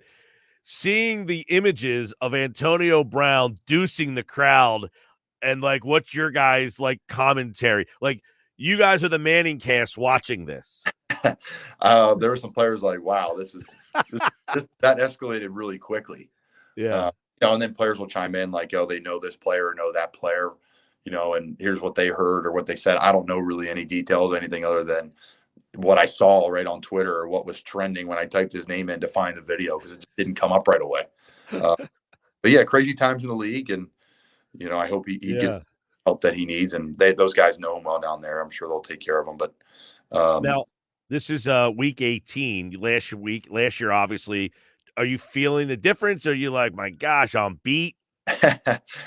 Everyone says, oh, what's one more week? Once you're in this point already, it is what it is. It's week 18 plus like 7 weeks from training camp. So, do the math on that. We're like in week 25. That's the grind in it. Plus those preseason games, plus the joint practices, which are, my opinion, almost harder than a real game because you're doing drills that they know what's coming and you're competing against another person who's trying to impress their staff plus the other staff. So add in 4 joint practices, 3 preseason games, in 17 games. It's a grind. That's what the NFL season is. And, this is my 5th year professionally, not all in the NFL, but in and out of the league. This is my 5th year pro. And to see the rookies, kind of hit that rookie wall around week 10, because that's when they're hitting that's when around Thanksgiving, week 11, week 12, Thanksgiving's right around that time. And that's when their seasons would end. So it's a huge thing. Colin Thompson, Carolina Panthers tight end. He's also the host of the Not For Long podcast. You can follow that on Twitter at @4LongMedia. And he talks to just great guys all around, like the different sports worlds. They do different things. They've had different roads and paths to get where they are. Your topic last week is one that's very interesting. Now, yesterday, I don't know if you saw this story, Kyle, but Charlie Batch has offered Caleb Williams $1 million to transfer from Oklahoma to Eastern Michigan. That's his alma mater. He's offering him $1 million for NIL. Hey, come here. I'll give you $1 million. Is this what was intended with this? Because I listened to your thing and I'm listening to opting out of bowl games and it's a business and it's so much different. And then what Herb Street said. So I'd like to get into this conversation because I'm not sure. I feel like I feel like it's an egregious business thing that everybody's making money except for the college kids. But now this is craziness. Here's $1 million. Come play at Eastern Michigan. Like, was this what's intended? And for the people that support this, is this what you want to see? You know what I mean? I think everybody in some shape. Did you hear that story, by the way? Not hear that story. It's breaking news on the Mike Gill show. But I think everybody, and I'm going to say everybody here, they want what's best for the athlete, right? And they're saying, hey, listen, if you can get a couple bucks to pay for lunch and dinner when your parents come to town, I think 99% of the people would agree with that. Hey, listen, this is a good alternative. Let's get the kids some money in their pocket, just some walking around cash. But everybody who was for this, I would say too, also knew that they don't know how far it's going to go to. Yes, there's going to be some things that are going to be uncovered that may not look the best, like this situation. But also remember this, it's already happening, folks, but it just wasn't talked about. It was not legal. So players were getting money before. Several players I know that I've played with in the league were getting money. Guys from all schools, all conferences, all levels, not just the big dogs. Obviously, the big dogs, you're getting paid. You can name the conference probably, and you can name some of those schools in those conferences. So my point with all this is yeah, that's a little extreme, but I think there's a good middle ground there. And we only see football, but really, like, there's a major market for women's athletics too. The branding and marketing that they are taking advantage of and killing, from a softball player to a volleyball player. I have friends with the women's basketball coach at Georgia Tech. She has international players on her team. They're doing international local commercials and branding locally down in Atlanta there. That's an awesome opportunity for them. And that's probably more realistic, right? That's probably more realistic across the board. But when you're talking basketball and football, men's basketball and football, right? Write a blank check, because that's what they were being written before, but now it's just public. So yeah, it's a lot going on with NIL. Right. That's going to be crazy, though, to see like alums come out and be like, hey, come to my place. I'll give you this. And like, you're going to start to see that happening. Now, the other topic that you brought up, which is been very, I don't want to say controversial, but polarizing, is players sitting out of the bowl games. Now, I don't quite have a problem with them sitting out of the bowl games, but now it's at the point where these bowl games have turned into a joke. It's just like the game is being played by two teams that were not the two teams that played the 12-game season. So they got to come up with something else if this is what's going to keep happening, no? I agree. I think the bowl games don't have the same juice as what they had before, right? The bowl games before, everyone was dialed into them. It seemed they had a great just juice around the game. But obviously players are sitting out. And that's a problem. The NCAA has got to address that, because they're still making money off those bowl games. They're not just all in on the Final Four. They're probably going to expand it right to 8 or whatever they decide, but that's still not where all the money and revenue comes from. These bowl games they make money. You have 2.5 million people watching Maryland play Virginia Tech in the Pinstripe Bowl at 2:00 in the afternoon on a Wednesday. So they're not. They don't want them to go.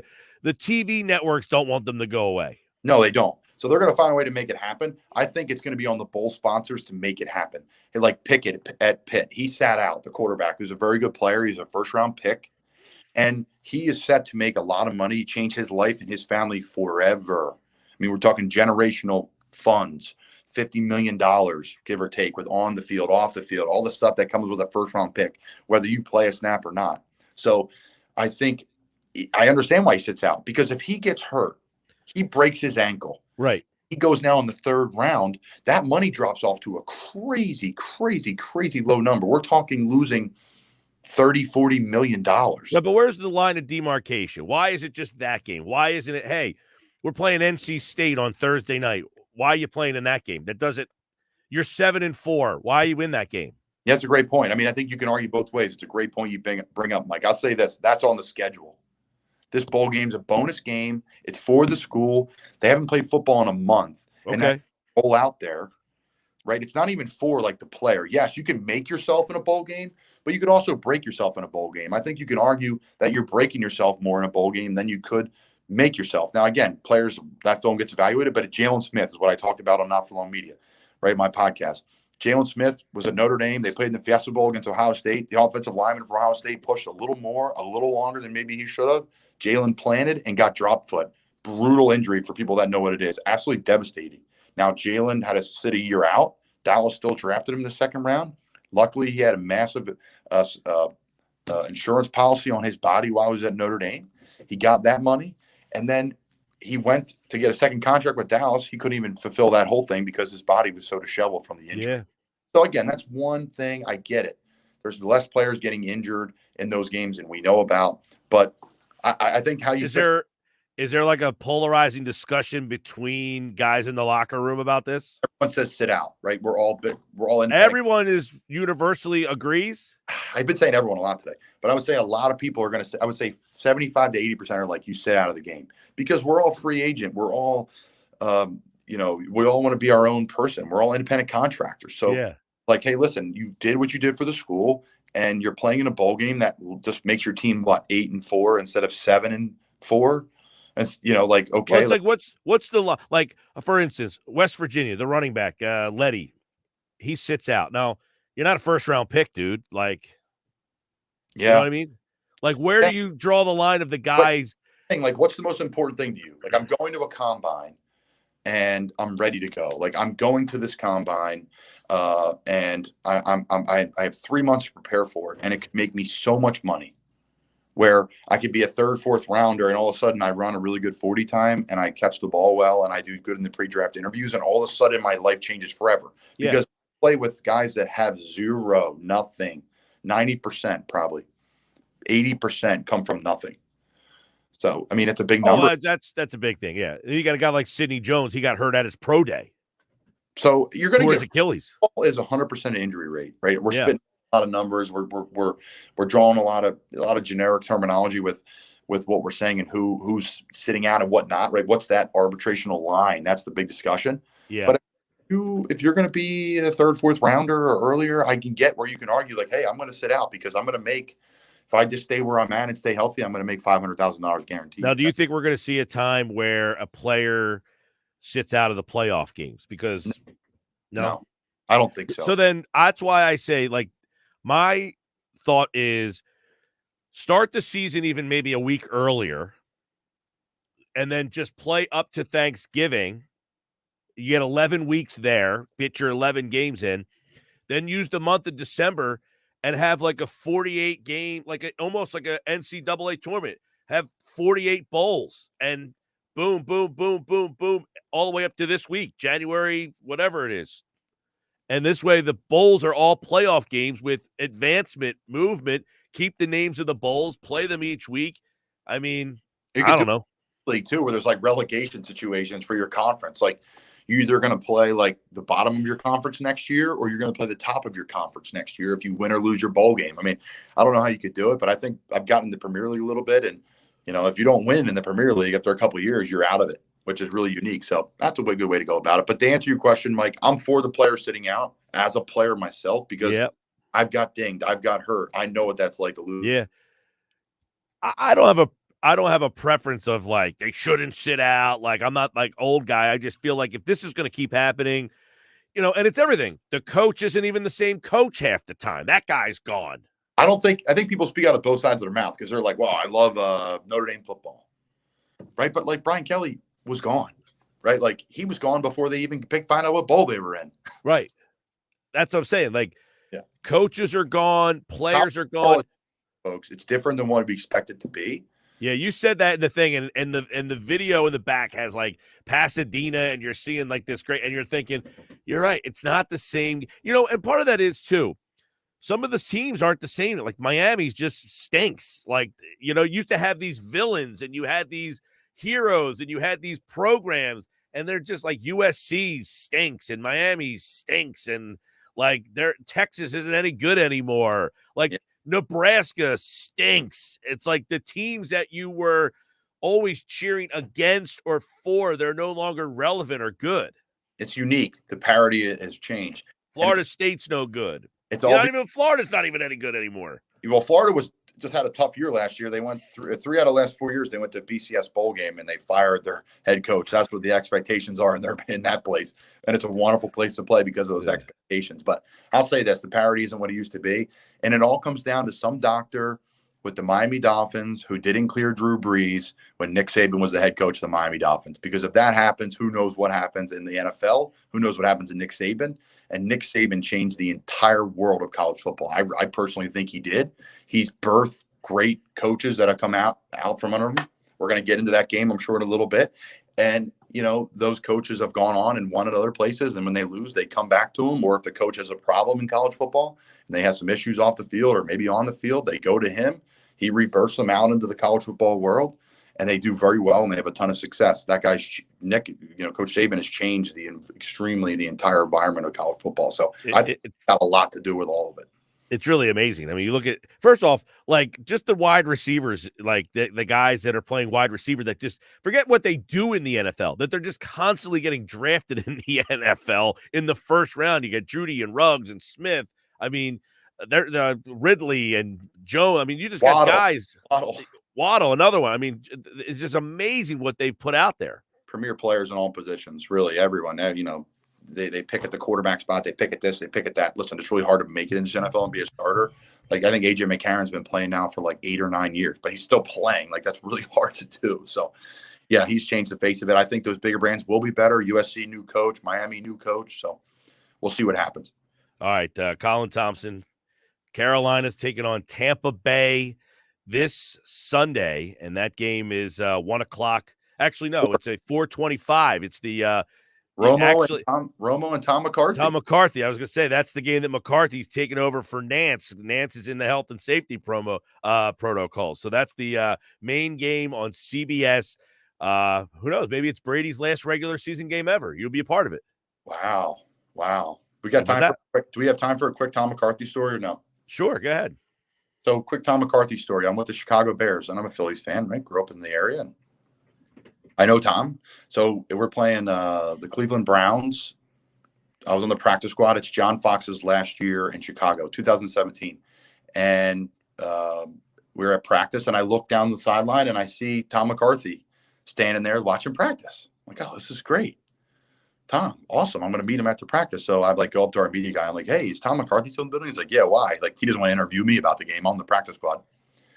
And I go up to the room, and they're up in there, and he's talking to like the starting quarterbacks, like Mike Glennon and Mark Sanchez in there, Mitch Trubisky. He had them all in there talking to him. And I'm like, knocked on the door. I'm like, hey, you don't know me from Adam, but I'm a huge Phillies fan. Dude, you're an unbelievable profession. He got up. We exchanged numbers. We've stayed in contact for years. He's been on the podcast, and we've become friends through the media world. So just a tremendous guy, a South Jersey guy. He's always down the Jersey Shore. So I want to share a little story about he gives me hope, too, because, you know, I love doing play-by-play, and that's just a hard job to get into. But he once did this job. You know, he was the host of – I got a Tom McCarthy kind of story. So he was the host of a show on a station in the Trenton area. There you go. And this is years ago. I was out of work, and this is before I even worked here. I applied for that job when he was leaving. So I applied for his job when he left because he wanted to get into play-by-play. So he left doing the daily talk to focus on play-by-play. They offered me the job. I asked for more money, like $5,000 extra dollars, and they ended up giving it to somebody else because I asked for more money, and that's how I ended up here. Always value yourself high, Mike. Just like these players are in college football. We're not robots. We are human beings, and you got to do what's best for you and your family. All right, Colin Thompson, the Carolina Panthers ending their season against Tampa Bay. But we'll have him on throughout the offseason and talk about some other things. Flyers, all that good stuff. I love the college football conversation. Who wins, Bama or Georgia? I don't think you can pick against Nick Saban. Ever. I think you really can. Kirby Smart used to coach for him. They make some great additions, like Will Muschamp to the defense side of the ball, my coach at Florida. But I think you give Saban a week. They knew they were going to blow out Cincinnati. He was probably already prepping in the back of his head for Georgia. So, is that how it works? I don't know. Not usually, but. All right, man. Good to see you. Hey, man. Thanks for having me, Mike. Colin Thompson, everybody, here on the Sports Bash Live, 97.3 ESPN. We will come up with football at 4, coming up with Adam Kaplan in about 11 minutes from now. I want to tell you the Sports Bash is brought to you by PropSwap, America's sports betting marketplace. Sell your sports bets, take your profit, find out how. Go to PropSwap.com. Download the PropSwap app today. It's a great time to prop swap because the NFL playoffs are almost set. You know what I'm saying? So you could pick a long shot that you like in the playoff field. And if that team wins on Wildcard weekend, you can post that ticket at propswap.com. Let's say you got the Cincinnati Bengals a couple of weeks ago. That would have been a good one. And then they win on Wildcard weekend. Post that ticket at propswap.com. Speaking of which, what is the leading odds for the new Washington football team name? I got those and more. Sports Bash Live, 97.3 ESPN, the free mobile app.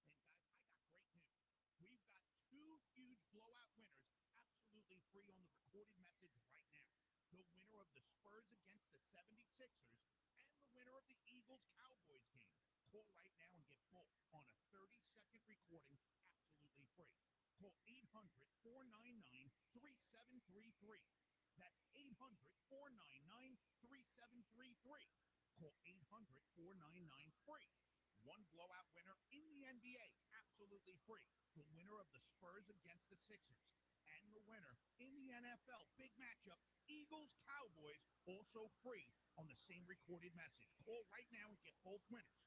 800-499-3733. That's 800-499-3733. Call right now, 800-499-FREE, and visit wagerpro.com. When you have trouble sleeping, it's tough. When kids have trouble sleeping, Mom, I can't sleep. Dad, just one more story? for nights like this, try Vick's Pure Z's Kids. Our great tasting gummies are specially formulated for kids with a unique blend of botanicals and a low dose of melatonin to support their natural sleep cycle. Best of all, they're drug-free, non-habit forming. Help your child fall asleep naturally with Pure Z's Kids Gummies. Consult with a doctor before use. For ages 4 and up. Get ready for winter weather and save money at O'Reilly Auto Parts. Replace your old wiper blades with a new pair of Rain-X Advantage wiper blades and save $10 now at O'Reilly Auto Parts. Our professional parts people will even install them for free. Plus, earn double O-Rewards points. Stop by O'Reilly Auto Parts today or visit O'ReillyAuto.com.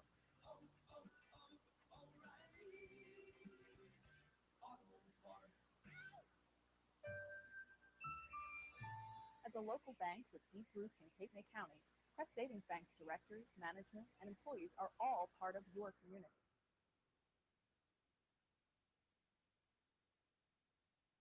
Project loan and wealth management needs. We are thankful for the opportunity to serve our residents and visitors for 100 years by Crest Savings Bank. Banking is what we do.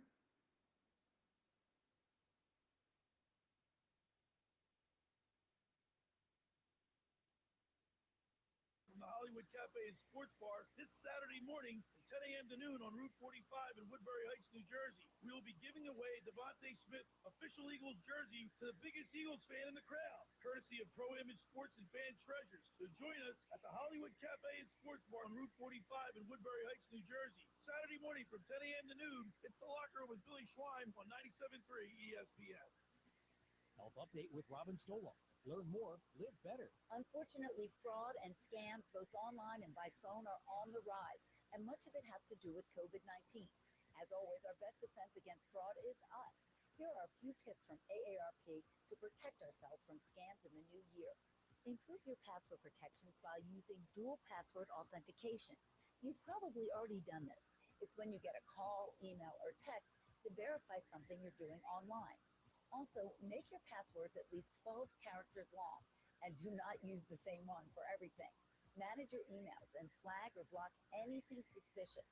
Another good idea, copy your ID and credit cards and save them in a safe place. We'll have your account information and customer service numbers if your wallet is lost or stolen. And check your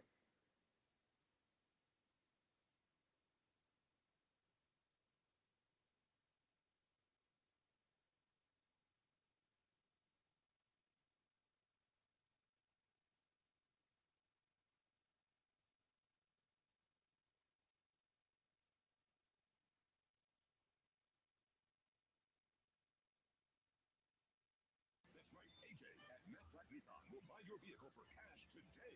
Treat yourself to a brand new Nissan like Zep, zero, zilch, zero down, zero payments, zero interest on every new Matt Black Nissan. That's a brand new Nissan with 0% financing, zero payments for 90 days, and zero money down. And AJ says you'll get more cash than you think and drive away with peace of mind because only Matt Black Nissan has a 4-day love it or leave it return policy. Matt Black Nissan.com.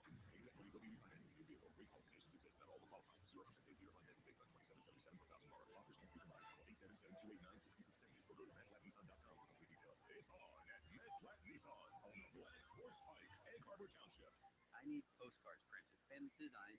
Oh, and a targeted direct mail campaign. It's possible at Staples. I need my presentation printed, bound, and perfect. Also possible.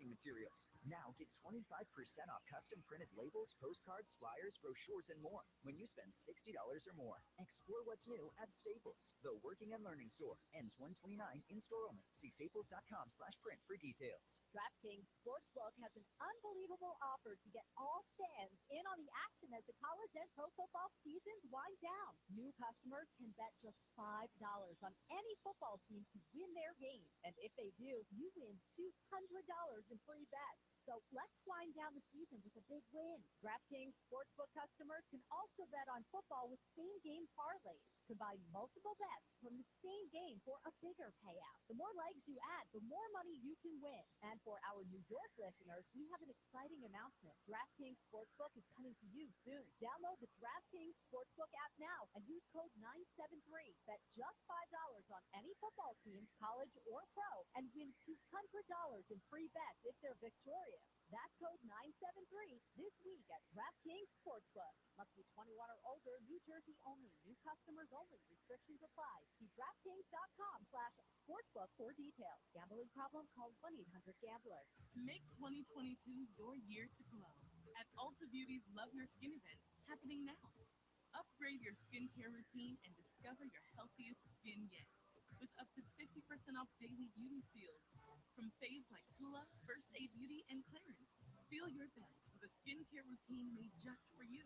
But hurry, this event ends January 22nd. Shop in-store, online, or try curbside pickup today. Ulta Beauty, the possibilities are beautiful. The playoffs are here, and so is Old Man Winter. How'd your roof feel in the first snowstorm of the new year? Get the all-star team of EMT Solar Roofing and Solar Guardian to provide a free roof inspection at espnsolar.com. Protect your new roof with a new solar panel system or have your existing solar panel system reinstalled. This playoff season, go with the real winners of EMT Solar Roofing and Solar Guardians at espnsolar.com.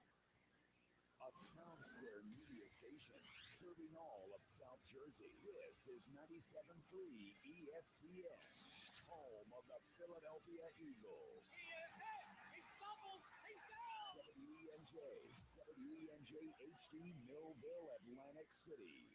97.3 ESPN presents the Sports Bash with Mike Gill. It's time for Football at 4 with Adam Kaplan. I have real confidence that our football operations can once again create a dominant football team. Powered by the Inside the Birds podcast. Now, live from inside the Matt Black Kia Studios, it's Football at 4. Football at 4 is powered by the Inside the Birds podcast crew, which, of course, will be live for the Eagles and the Cowboys pregame coverage, and it is brought to you locally by Caesars Entertainment Group of Atlantic City. Come experience the ultimate sports destination all season long. Wild Wild West, Tropicana, and Harrah's Resort Atlantic City. Book your game day experience today at Caesars.com. Adam Kaplan. I feel like I haven't seen or talked to Adam in quite some time. Happy New Year, Adam Kaplan. What's going on, man? Same to you, my friend. Good to talk to you. Yeah, it's been a while, Mike. You're absolutely right. But I'm glad to be back. New Year's, we had Christmas, we had all these things that have given us all off. So I'm glad to be here we back. are talking about a playoff football team, Adam Kaplan. You know what's amazing? I was just doing some research to see the differences between last year and this year. First of all, the Eagles are plus 5 wins over last year. I didn't see that. I just didn't see it. No one did. You know, I love the fans who crushed Sirianni when they were 2-5. They wanted everybody fired. You know how it is, Mike, as a radio show host. Jeff Mosher and I saw it. We got the questions. What's going on? This guy's a buffoon. He wants to plant flowers, planting seeds and all that. But the guy had a plan until he didn't. He changed the focus of the offense. I've covered this business 21 years, Mike. I've never seen a team with the same quarterback completely change the offense. It's completely different from Baltimore because Joe Flacco was the starter that year in 2018. People forgot about that apparently. But here, this has never been done before. I've never seen a team say, we're taking the eye out of the football. Our quarterback throwing it 35 times. Now we want to throw in the low 20s, and it's worked, and that's been the story of the season. Well, let's take a look at a couple different stories here. Number one, the game Saturday night. We don't know if the players are going to play or not. We'll get into that. But what about the scenarios? What are some of the scenarios that these teams are both wrestling with here on whether to play their players or not? Yeah, Mike, that to me is the question here. First of all, the Eagles, I don't get the feeling that they care whether they could be the 6th seed or not by winning and then the other Niners losing to the Rams, which probably will happen, by the way. But I just don't think that they care here. They have to go on the road anyway. They're not going to get to the championship game. That's the only way they could host a championship game was if they were the 6th seed and the Packers and all the teams in front of them lost. It's not worth it to me. I know how coaches think. I don't expect the starters to play very much, if at all. You can't rest everyone. You only have 47 spots on game day, so some of the starters are going to have to play. And then they roll in the backups. I would think the starters, whoever starts of the starters, they play 1 or 2 series and get them out of the game. That would be my expectation. Then the Cowboys have a lot more on the line. They could actually move up to the 3rd seed, which they love to have. They need a lot of help, but they have a plausible scenario. If the Rams lose to the Niners or the Cardinals or the Seahawks. Now, I don't expect that to happen, but remember, going from 4-3 means that they would not be on the road. Like right now, they'll be on the road next week, but they could be at home if they could get that scenario taken care of. Well, and I think if they're 4 and Arizona's 5, they got a rematch with Arizona, and that didn't go well last week. Yeah, and that's the thing. I was shocked. I got to give the Cardinals credit. See, this is the crazy thing about this season. You look at that game last week. The Cardinals had lost 3 in a row, had lost all their energy. And they did what they've done all season. They've been better on the road than at home. I can't figure that out. No one can. They have a great stadium. I've been there before, but for whatever reason, they're just better on the road. And that's been the story of their season. Obviously, as we kind of talked about the playing time here, Do you have a lean for Sirianni the way because Dallas is saying they're playing their guys. They haven't but tried to not hide for it. a full game, not even close to that. Yeah, All right, so because Sirianni is not really giving anything here. So your feel is it's going to be like a preseason game, like a series or two, or nothing. In other words, I think Kelsey will play to keep the streak going, right? But Hurts going to start the game. Well, here's the problem. Here's why I don't think he'll play very much, if at all. Lane Johnson has a knee injury. He hasn't practiced this week. I can't imagine he'll play. That means your right tackle. Lane Johnson, you said? You said Lane Johnson? You said Lane Johnson? Okay. Yes. I couldn't hear it. I just wanted to be clear. Yes. Right. Lane Johnson's questionable, right? He hasn't practiced all week. Let's assume he's not playing. I mean, why would you play a guy who's got a knee injury now who hasn't practiced all week? Problem. Yeah. Yep. So because they have to play next week. I fully expect him not to play. It just would make no sense to me. Now, because of that, it means your right tackle's out. You know that they're not going to play Kelsey very much at all. We know he needs to get the streak. Okay, so you play him a series. Get him in there. Herbig has got an injury. I don't know that he would play. So if you're down 2 starters, are you really going to play him a lot? Or are you going to play him at all? You're going to take that risk? Maybe a series. I just can't. I do believe, though, he needs the work.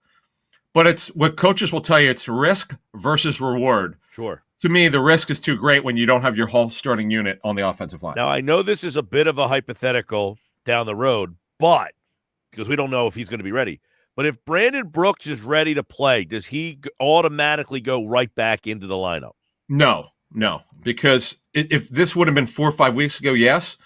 The guy's been out for 4 months. I just don't think you can do that. And by the way, I don't know what's going on there. I know people keep asking us. We don't know. We just know he had a partially torn pectoral muscle. That's about a 3-month injury. It's been longer than we expected. Sirianni will not hint whether he had a setback or not. I don't know why. I don't know. I don't want to speculate why he won't give that information. It's been kind of odd, but it is what it is. Right. And that's why I asked, because the fact that he's not IR, that I guess if he comes back, that they just plan on having him stand on the sideline or play. And I feel like that's a weird dynamic. Like, if you're not going to IR him, he's going to come back. It feels like if he's going to come back, you're planning on playing him. Well, I would if he hadn't been out for 4 months. Here's the thing. You don't know where. We don't have any information where he's at physically. Is it totally healed? We haven't seen him for 4 months. Are you going to practice? Is he going to start after just 3? Remember, teams only practice 3 days. And here's the other thing. We don't know if we don't know what day they'll play. That's the other key. This doesn't have much to do with Brooks, but we don't know whether it'll be in a short week next week. So we were talking about this morning on a show that dropped at 6 a.m. So the Eagles play tomorrow. What if they have the Monday night game, on ESPN? Okay, that gives them extra time. There are a lot of scenarios for playing guys who are come off injuries, who have a long layoff. I just don't know where he's at. I don't know. I just don't have enough information on Brandon Brooks. It's one of the few players I don't have a feel for right now. All right, Adam Kaplan, Football at 4. There's a laundry list of injuries here for both teams. Are some of these just because it's week 18, we don't want to play these guys, or some of these ones that we should be concerned about moving forward?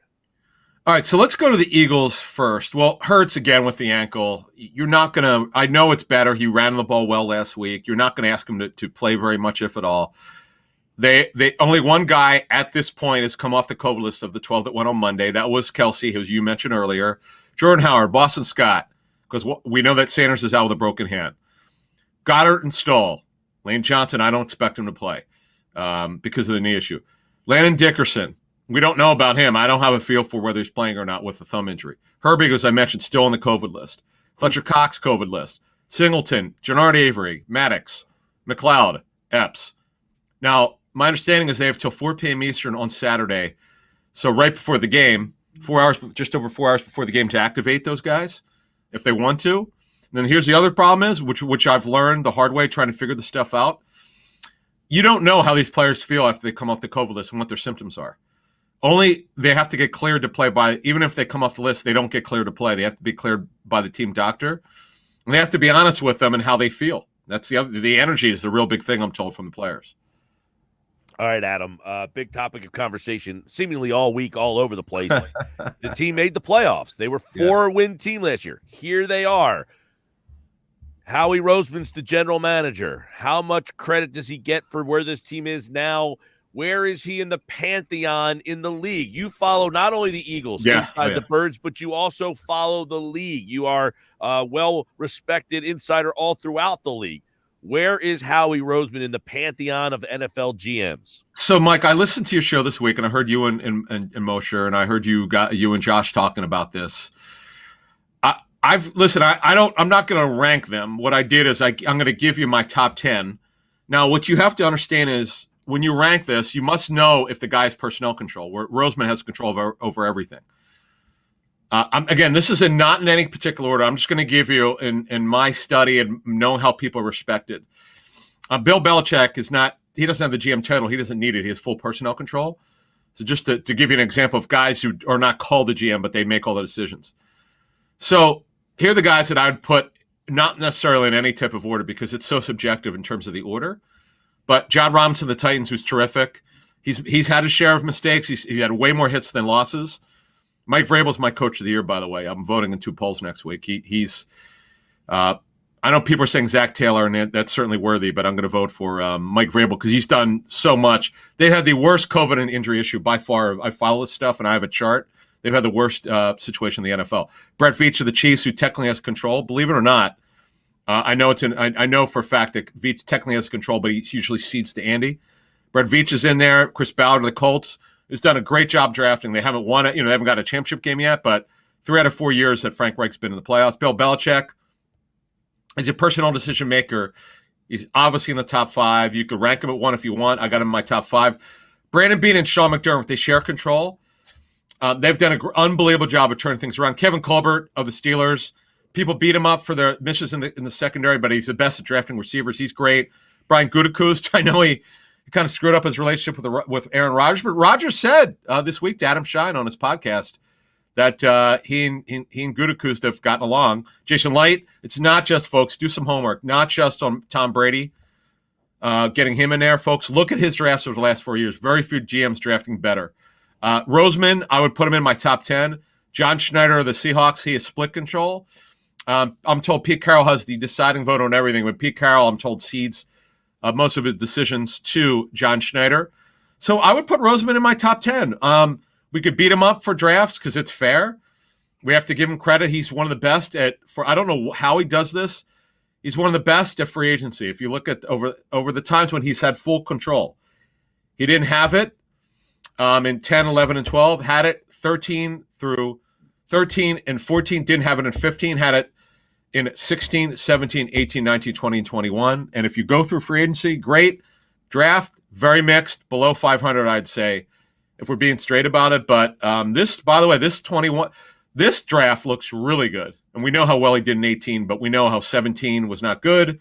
19 and 20 don't look great. So we got to ding him for that. Absolutely. Look, you're going to have hits, you're going to have misses. But I think the one thing with the fans, I feel, Adam, value drafting way more than the other things. Well, they're important. Look, drafting to me is, I learned from working with Bill Pullen at ESPN and just talking to him over the years. You build your team through the draft, you supplement through free agency. Now, in 17, they would not have won the Super Bowl without Roseman's decisions in free agency. I mean, it's just kind of, I don't want to say it's luck, but it seemingly everything worked. Everything worked in 17. Every free agent move, even Patrick Robinson, who had a bad training camp, was fantastic in the season. He just seems to have a knack for it. And he let's give his personnel staff credit, though. Andy Weidel and their staff do a great job. It's not just Roseman, who everybody wants to give credit. He's got a very good staff. Adam, do you have a preference of matchup? Did they have I know they're not playing for preference, but do you think there is a better matchup for them? I know this has been a big topic, and I get it. They were terrible against Brady in the first matchup. He absolutely annihilated them. They could have scored 50 if the game happened to be close. They would have just destroyed them throwing the football. This is when they were not covering anybody. Now you take out 2 of the top 3 receivers in Antonio Brown and Chris Godwin. If you make, because obviously the 2 problem matchups based on everything, all the scenarios, is the Rams, who still are passing the ball very well without Robert Woods, and OBJ is starting to fit in there, starting to settle in a little bit. if you had me with a blindfold on and I had to pick one, I mean, I don't want to play Brady, but he doesn't move very well. And I saw their game last week. They did not move because, man, they're playing receivers who shouldn't be playing. So if I had to have a preference, slight lean against playing against Brady, but I wouldn't want to play him anyway. But if you're 50, 51, 49, I'd want to play Brady over Stafford. That's the way I'd look at it. All right, tomorrow night. When is the Inside the Birds pregame coverage tomorrow? 10 a.m. to 12 p. We're going to keep it the same with myself, Mosher, Greg Cosell, and Jason Avant. Those two guys, Avant and Cosell, have been unbelievable. We appreciate all the comments. People are in love with those guys. It's pretty flattering, the comments we're getting. We appreciate it. Oh, and then Jeff and I are doing a special. We've never done this before. We're going to do a post-game show like right after the game. It's going to be a short one, very short, probably 15 to 20 minutes. And then we'll have our regular show with more information on Monday, film review on Wednesday. And then, obviously we're going to have to preview whoever they play. Yep. Outside chance, by the way, that I travel, I have an offer from someone, a radio station, depending on where the game is, to do something in studio. So I just got that today. Cool. So I don't know. I don't really want to travel, man, but I'm going to be doing it for the Super Bowl and Senior Bowl. So I did we'll see what the happens. Super Bowl's looking for an alternate location. I know, in possibly. Dallas, yeah. Jerry Jones already volunteered, so we'll see what happens. All right. And by the way, InsideTheBirds.com, check them out. The Inside the Birds podcast and all the social media platforms to watch the Inside the Birds pregame show tomorrow morning at 10 a.m. Adam Kaplan, thank you, man. Thanks, man. See you. At Kaplan NFL on Twitter, InsideTheBirds.com. He ranked his top 10 in no particular order general managers. John Robinson of the Titans, Brett Veach of the Chiefs, Chris Ballard of the Colts, Bill Belichick of the Patriots, Brandon Beane, Sean McDermott. They have split control in Buffalo. Kevin Colbert with the Steelers, Brian Gutekunst of the Packers, Jason Light of the Buccaneers, Howie Roseman of the Eagles, John Schneider of the Seahawks. That is the 10 that he gave in no particular order, if you were listening to that conversation. And his, was, look, yeah, Roseman misses on some draft picks, but they've done a really good job in free agency and contracts and salary cap. And the last couple of drafts, this year, 18, they have had good drafts. I mean, they've had really good talent come in here. They re-signed their entire 18 class except for one player. Goddard has been a really good player. Miles Sanders has really given a lift to this offense. Jordan Mailata, he's your starting left tackle for a long time now.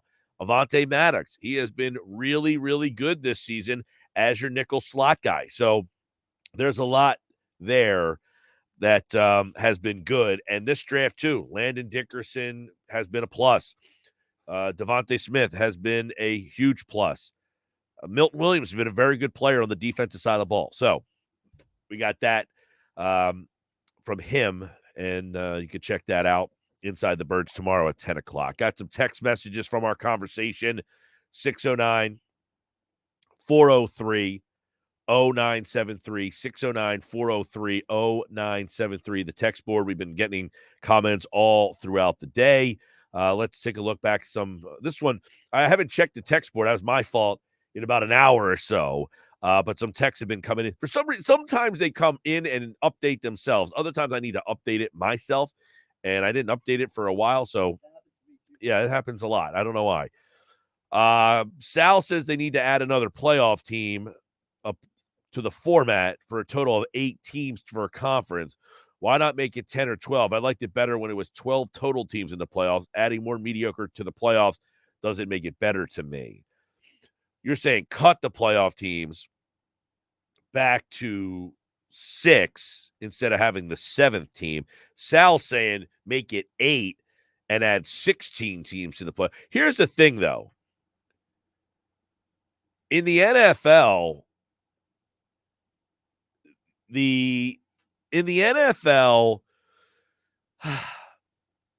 maybe not the 8th team, the 7th and 8th teams feel like they're distantly behind, though. Like, do the Eagles feel like they're distantly behind Green Bay? Kind of. But we have seen 6 seeds win in the NFL. It's not like the NBA where the 8 seeds winning. That's not happening. I mean, that's just not happening. But The 6th seed, Pittsburgh, I mean, I think Glenn, I think it's a Steelers fan. If Pittsburgh was, they were the 6th seed that year, but let's just say they were 9-7, and a couple teams were 9-7, and they all got in, and Pittsburgh was the 8th seed that year at 9-7. The Giants were 9-7 one year and won the Super Bowl. So, like in football, I do feel like I don't want more playoff teams, though. The 7 number is weird, but because it's, I don't know, everything's wild. You got 18 weeks, 7 playoff teams. By the way, Sal Palantonio was on last hour. He brought this up to add an 8th playoff team. His reasoning was so many games this week don't have any meaning. That was why. So I want to ask you, Mike, football, you just mentioned, it's different than the other sports because there's more chances for scenarios like that. So I want to ask you, if the Eagles were one of those teams, let's say that got in as the 8th seed instead of the 7th, yeah, do you think you'd feel the same way about the Eagles right now? It depends on how they got in, how they're playing, why they were 8. Like in other words, did a team become the 8th seed because they had so many injuries and they just had to get through the year? Mm-hmm. There's so many factors that come into play with questions like this. Like if I'm the 8th seed, just because everybody, like last year, they added a 7th playoff team. Was the first year was last year, right? Chicago is the 7th team last year. I thought stunk, and they got bushwhacked by the Saints in the playoffs. Right. I don't feel that Philadelphia. I think this Philadelphia team's better than that Chicago team. So what you're saying is, if I'm interpreting right, it's a case-by-case basis for you. It's not a universal. I've always said your record isn't. Your record says who it is. The old Bill Parcells, you are what your record says you are. But your record numerically doesn't make you better than the other team. Right. Like if you're 9-7 and they're 11-5, the 11-5 team's not automatically better. Correct. Why are you 11-5 and why are you 9-7? Well, their schedule was easier. Or, hey, the 9-7 team went through a week where their starting quarterback missed 4 straight games and they lost 3 of those. Right. And that's why you ended up 9-7. If he plays in those games, maybe I'm 11-5. So you don't just look at 2 teams and say one's 11-5, one's 9-7. They're better. Like the Eagles, was it 18 or 19? I think it was 18. I think it was 18 when they played the Bears. They were 9-7. 18, the Bears yes. were 12-4. That was 18. The double doink, which was the yesterday was the anniversary. The anniversary of Ooh, the double fancy. doink. So that was all over the place on Twitter. So the Eagles were 9-7. The Bears were 12-4. But the Eagles were, I mean, even though he missed a field goal and they should have won the game, I think the Eagles 9-7 were probably a better team. They were a better roster than Washington 12-4.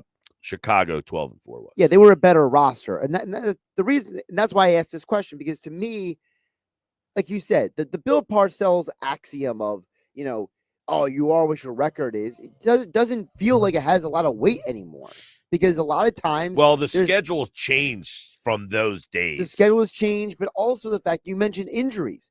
And now we got COVID we're dealing with. I mean, guys are missing games left and right. If you have a healthy and everybody good to go for a postseason run, it's pretty big deal. Yeah, back then, I think if you were the last place team, you just played like last place teams all the time. Right. Now you have a rotating divisions. schedule and all that stuff. You're playing, I think the Eagles know their opponents for next year already. Yeah, it's on 97.3 ESPN.com. Sports Bets brought to you by PropSwap, America's sports betting marketplace. Sell your sports bets and take your profit.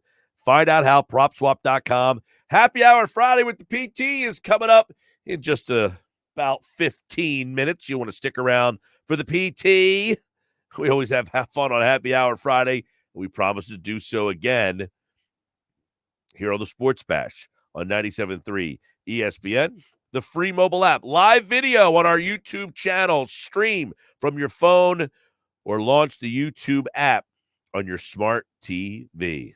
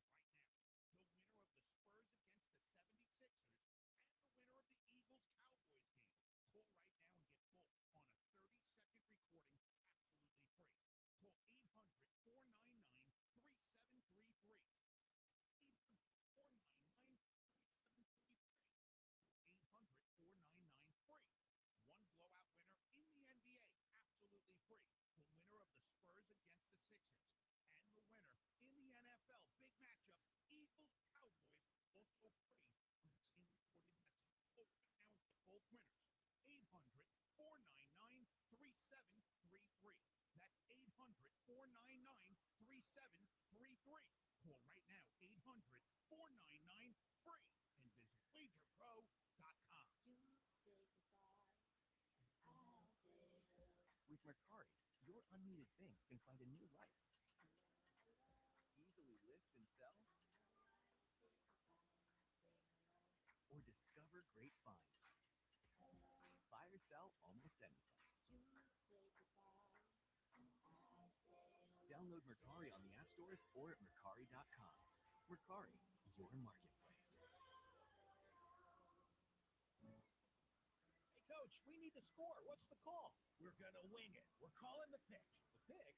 Yeah, the one, the only, the original Piccalilli Inn. To score some of South Jersey's best wings and homestyle favorites. But, Coach, it's the middle of the game. Pre-game, post-game, during the game, the pick's wings, tails, and ears are always the right call.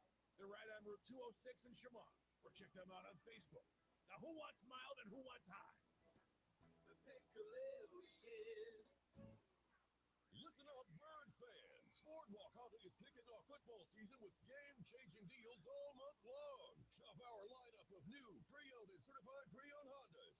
Score low lease options or low finance rates on select new vehicles. And credit problems are no problem. With over 25 financial lenders to get you approved and on the road to victory. Visit us in Egg Harbor Township or online at BoardwalkHonda.com. And remember, from Maine to Miami, nobody beats a Boardwalk deal.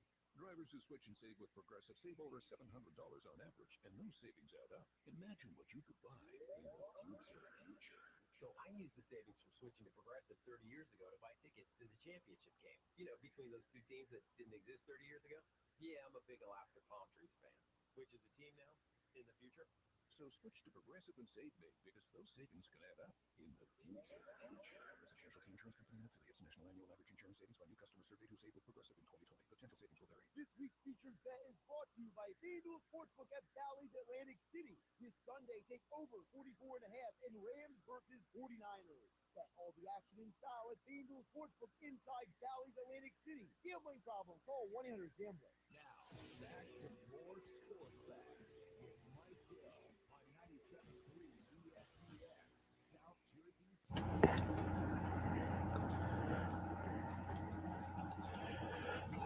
429 Sports Bash, 97.3 ESPN, the free mobile app, live video. You can watch the show on your smart TV through the YouTube app or the YouTube app on your phone, laptop, tablet. I'm Mike Gill. Follow me on Twitter at Mike Gill Show. A couple more text messages, 609-403-0973. 609-403-0973. Mike, wouldn't a student be penalized for someone offering money to transfer? Not anymore. Yeah, not anymore. This name, image, and likeness thing, you can make money for anything you want if you're a college. You just basically, they don't want the college. They don't want the colleges to pay the kids. They're saying if you can go get money someplace else, go out there and go make money. Figure it out yourself, though. And now it's just turned into like the Wild Wild West situation, which, you know, I was listening to a podcast. They were kind of talking about the whole Herb Street comments, you know? Yeah, I saw him. And they're talking about how Herb Street is talking about how these kids don't love football as much as they did, and kind of sounds like the old man yelling at the cloud deal. And they're saying, you know, how much money Herb Street makes based on the fact that he talks about these kids who don't make any money. Well, Herb Street's issue has never been them making money.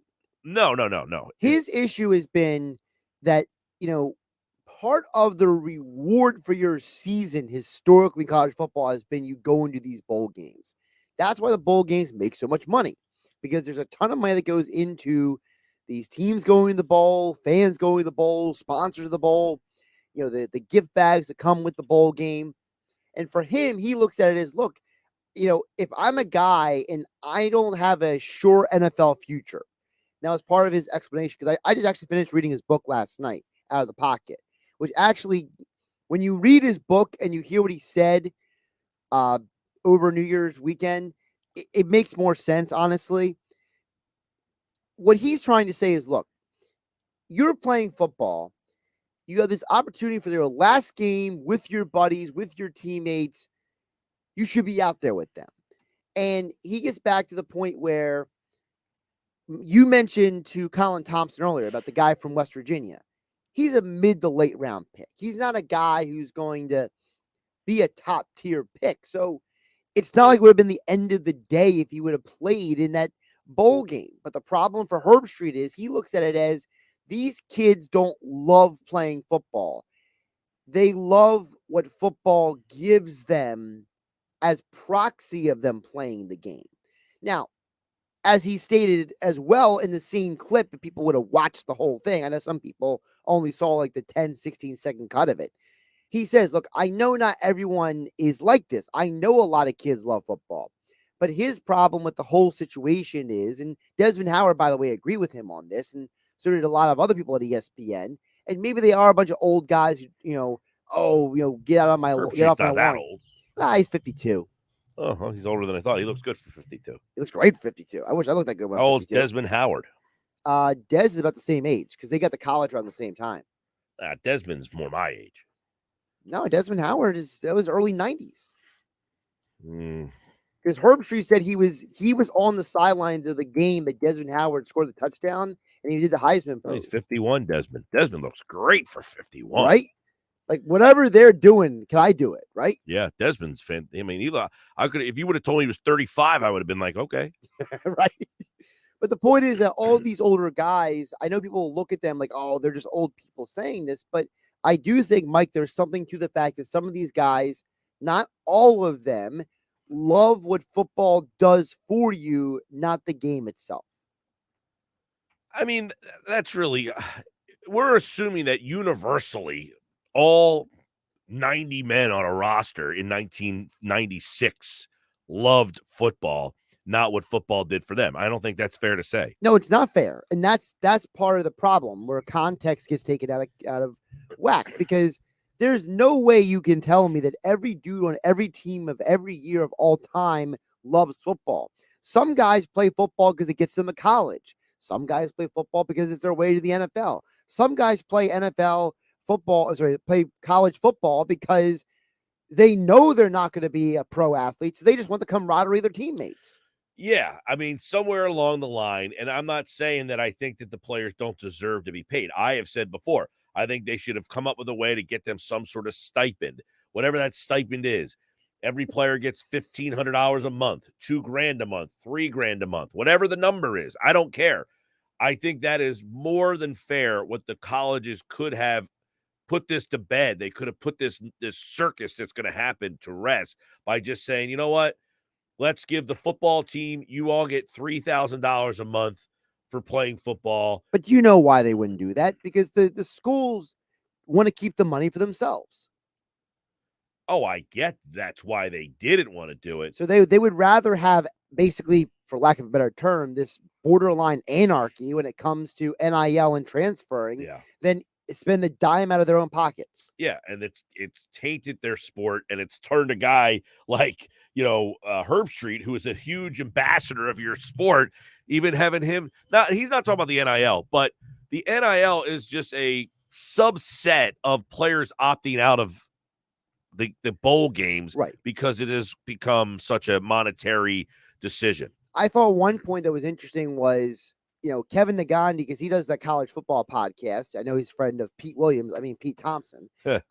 He said that he would think that, maybe one thing to do is these NIL deals these guys get, maybe require these guys to play in bowl games for them to get some of the payment. It's interesting.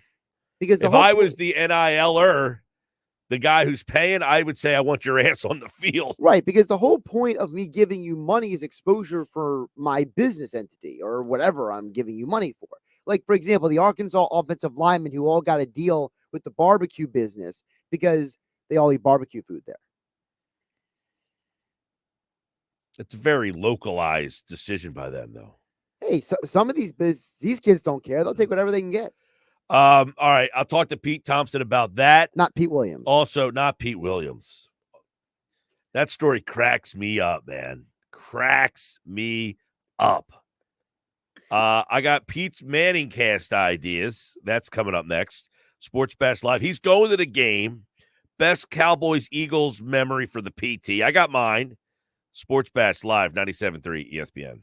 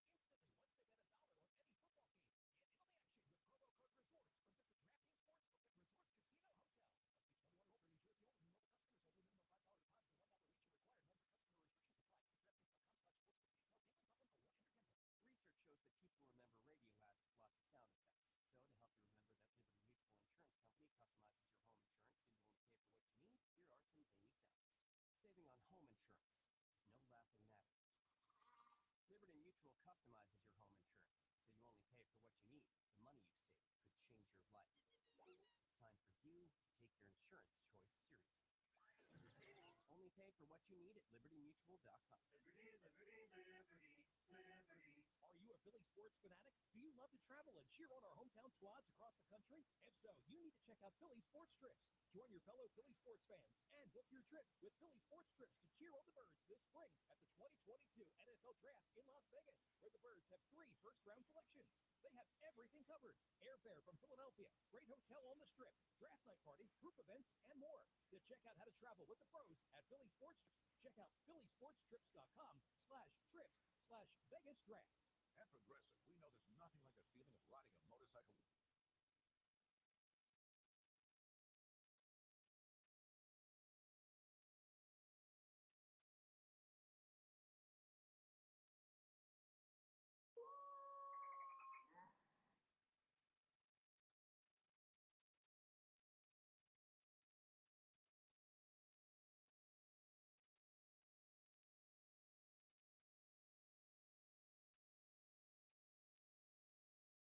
Untitled Sports Bet.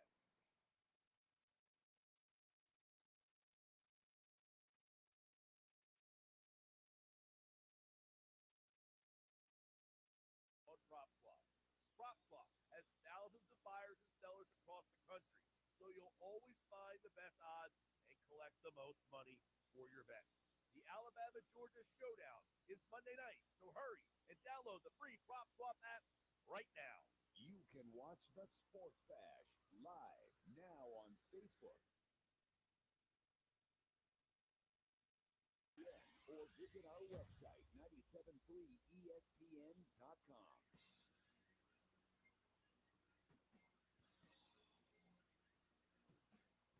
Happy Hour Friday here on the Sports Bash, 97.3 ESPN, the free mobile app. Live video is streaming.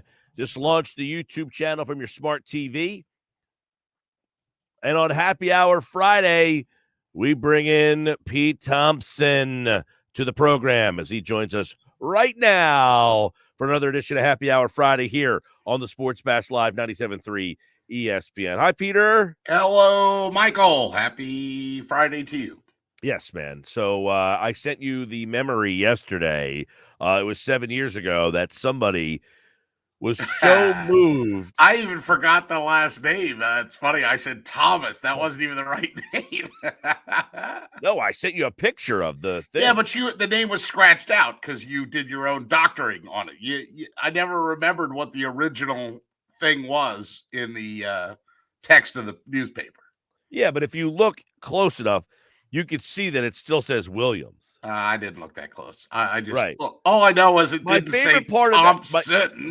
My favorite part of that story is the fact that this guy says that the broadcasters will be sorely missed. Right. And that he's very uncomfortable without the local news being reported firsthand with these people who mean so much to him, and then doesn't even get the guy's name right, who moved him so much to write a letter to the editor. But he got the other two right. You know, it's always nice to me that I mean, their second banana, heck, I wasn't even on the roster. I mean, come on. Well, I mean, he included you. He tried. But he just got your name way off. Like, sometimes if he would have wrote Pete Townsend, fine. Right. Or Thomas, I would have taken that. You're in the ballpark.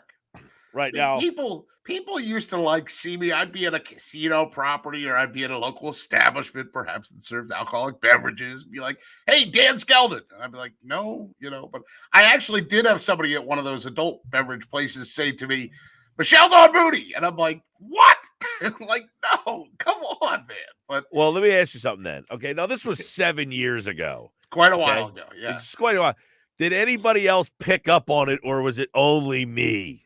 I think at the time, so I got some text messages from some people that, hey, saw somebody try to get your name right in the paper, I mean, to be honest with you, I think, listen, and I'm a big supporter of the press of Atlantic City. I still subscribe. I get that little blue bag on my doorstep, but less and less people are reading the paper. So wait, you think it was their job to edit that for the writer? Do I think that? It would have been nice. I don't put faith or stock in that, but it would have been nice for somebody at the newspaper to actually look at what's there and not just do copy paste. But that's what we are right now, Well, this was 7 years ago, though. Yeah, so 7 years ago they probably had more of a staff, which means their mistake is even more egregious. Yeah, 7 years ago. I don't know. It's a letter to the editor. Are they supposed to edit the person's? I don't know how that works. Yeah, that's true. You're right. Journalistically speaking, whatever they say in the letter is supposed to remain as they said it, because you can't edit something. It's straight opinion from somebody, and if they're being a moron, they're being a moron. Which would add to a second. Which would add a second thing of humor, which is that the editor also did not know that your name was Pete Thompson and just left it as such. I mean, I often tell people, first of all, I got to the area in 2004, as you know. I think I met you in 2005. That sounds about right. So we've known each other 16 plus years, right?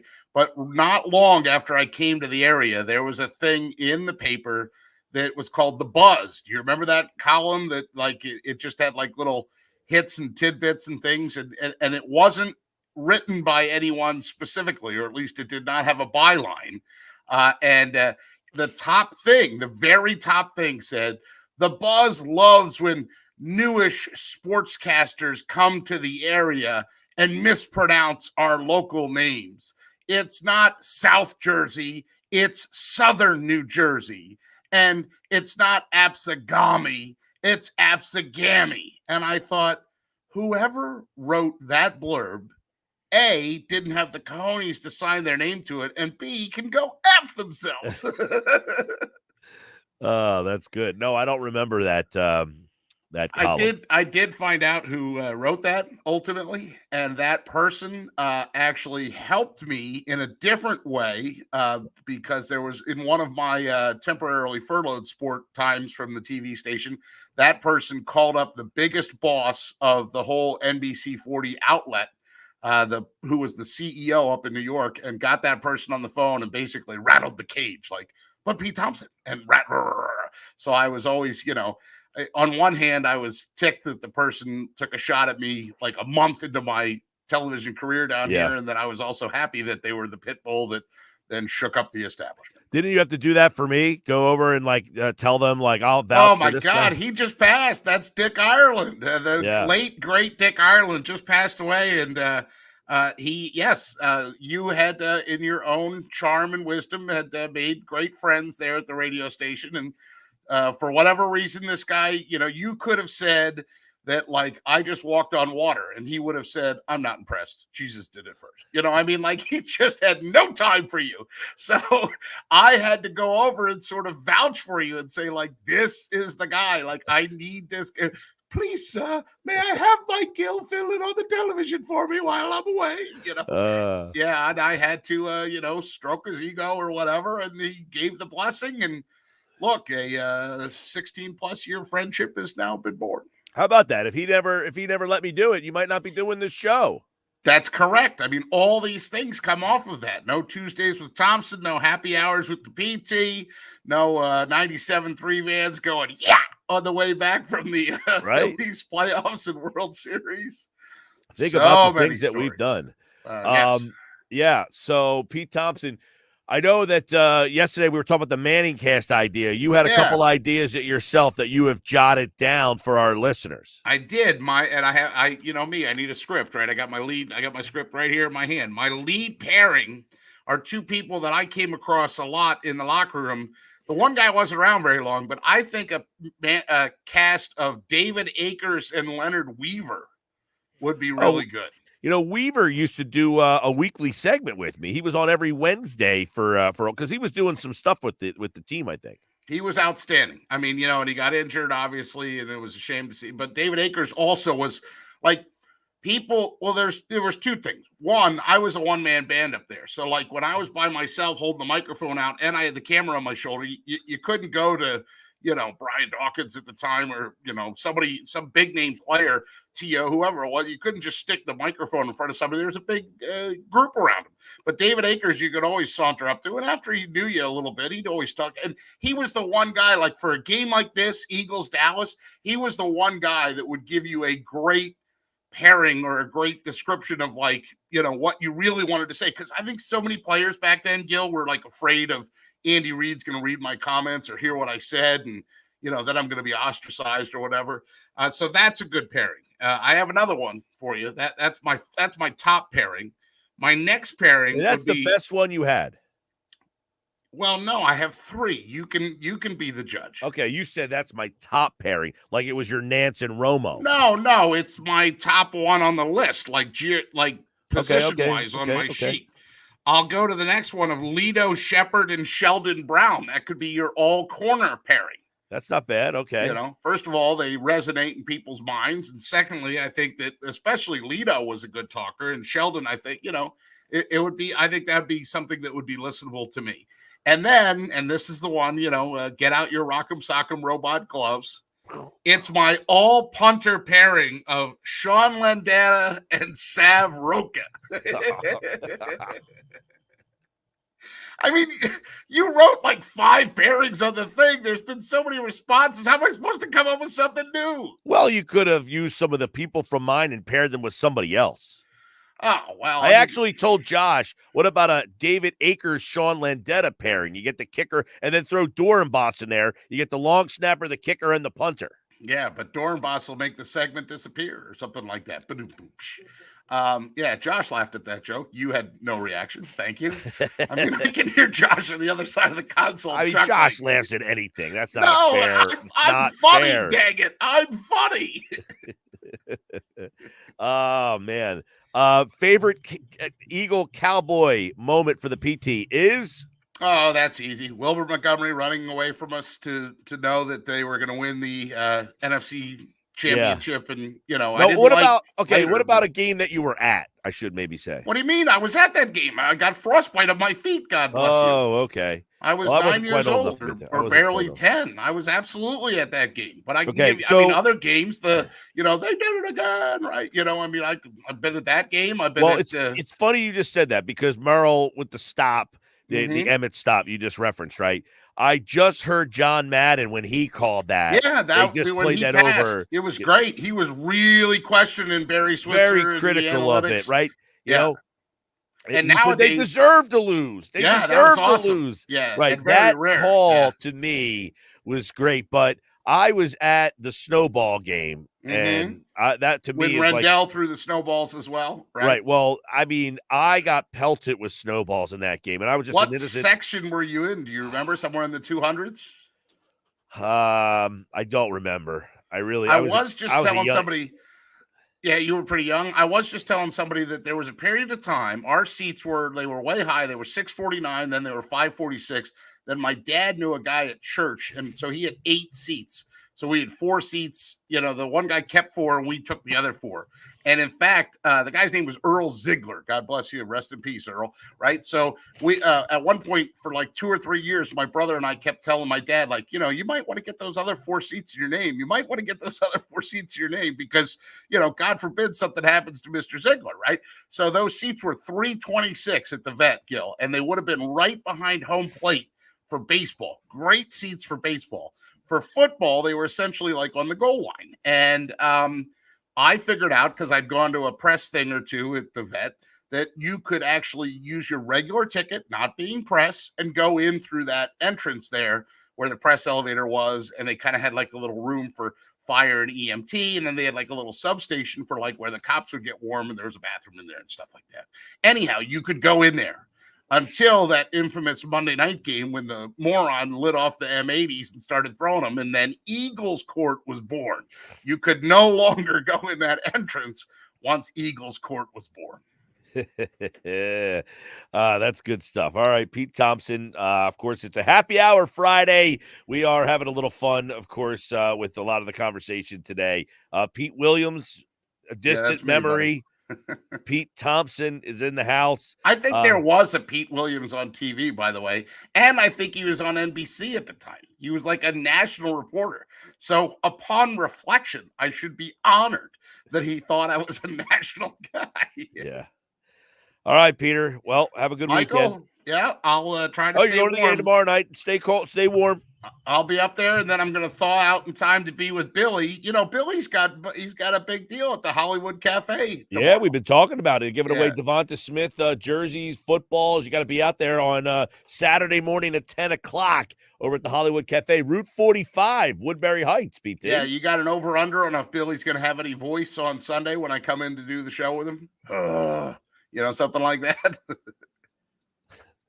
Over under, no voice. Yeah, no voice. And No I'll voice. have to do the whole show and thaw out and a get the late guests. and a late night Eagle game too. Do we, since you're the godfather of this radio station, are we allowed to make it a Grayson's Grades segment? Because we have Grayson on Sundays. Yeah, you can see if he has the grades posted. Look at you. You tilt your head a little and then you start thinking about it like, I don't really want to give that away just yet. All right, Peter. See you, bud. That's Pete Thompson here on the Sports Bash. Happy Hour Friday. And it is brought to you this hour by Prop Swap, America's sports betting marketplace. Sell your sports bets, take your profit, find out how. Download the Prop Swap app today or go to PropSwap.com. So there's a ticket from a gambling house in Atlantic City for sale on Prop Swap that made some national news. Plus, Casey Joyner has one thought every game next.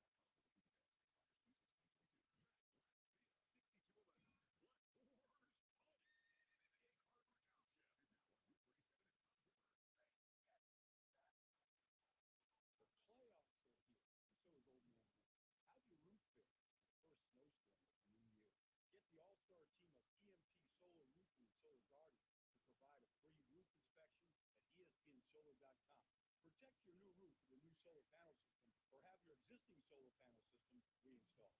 This playoff season, go with the real winners of EMT Solar Roofing and Solar Guardians at ESPNSolar.com.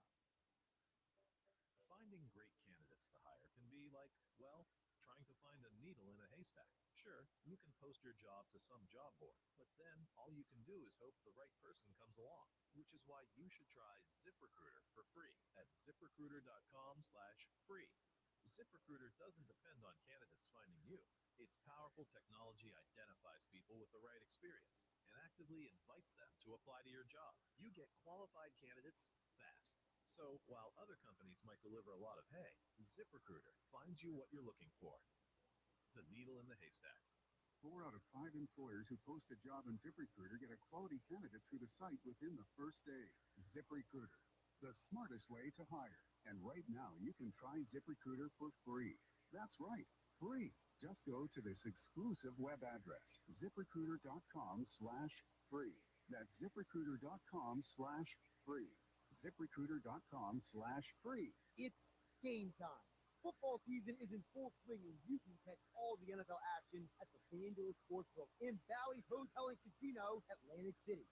It's time to get in on all the games you love. Experience sports betting done right with live streaming games, food and beverage, self-service betting kiosks, and more. Get your game face on and score big this weekend when you bet at FanDuel Sportsbook in Bally's off the boardwalk, Atlantic City. Gambling problem? Call 1-800-GAMBLER. I need to be able to work from anywhere, so I need to have supplies, well, everywhere. It's possible at Staples. I need the same setup for my home as I have at the office, without twice the cost. Also possible, because your local Staples store has the tools your business needs to get work done. Now get 40% back in a Staples store bonus when you buy any 2 ink or toner cartridges. Explore what's new at Staples, the working and learning store. Ends 1/15, limit 2 in-store only. See staplesconnect.com/store bonus for details. Hey, Pete, business. It's cool.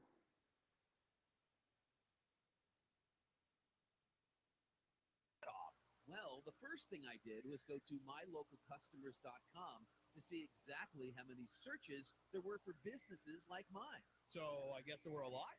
Yeah, there were hundreds of local searches every month. So after I saw that, they helped me position my business online to get in front of those customers. That's awesome. I wonder how many people are searching for my services around here. Well, it's quick and easy to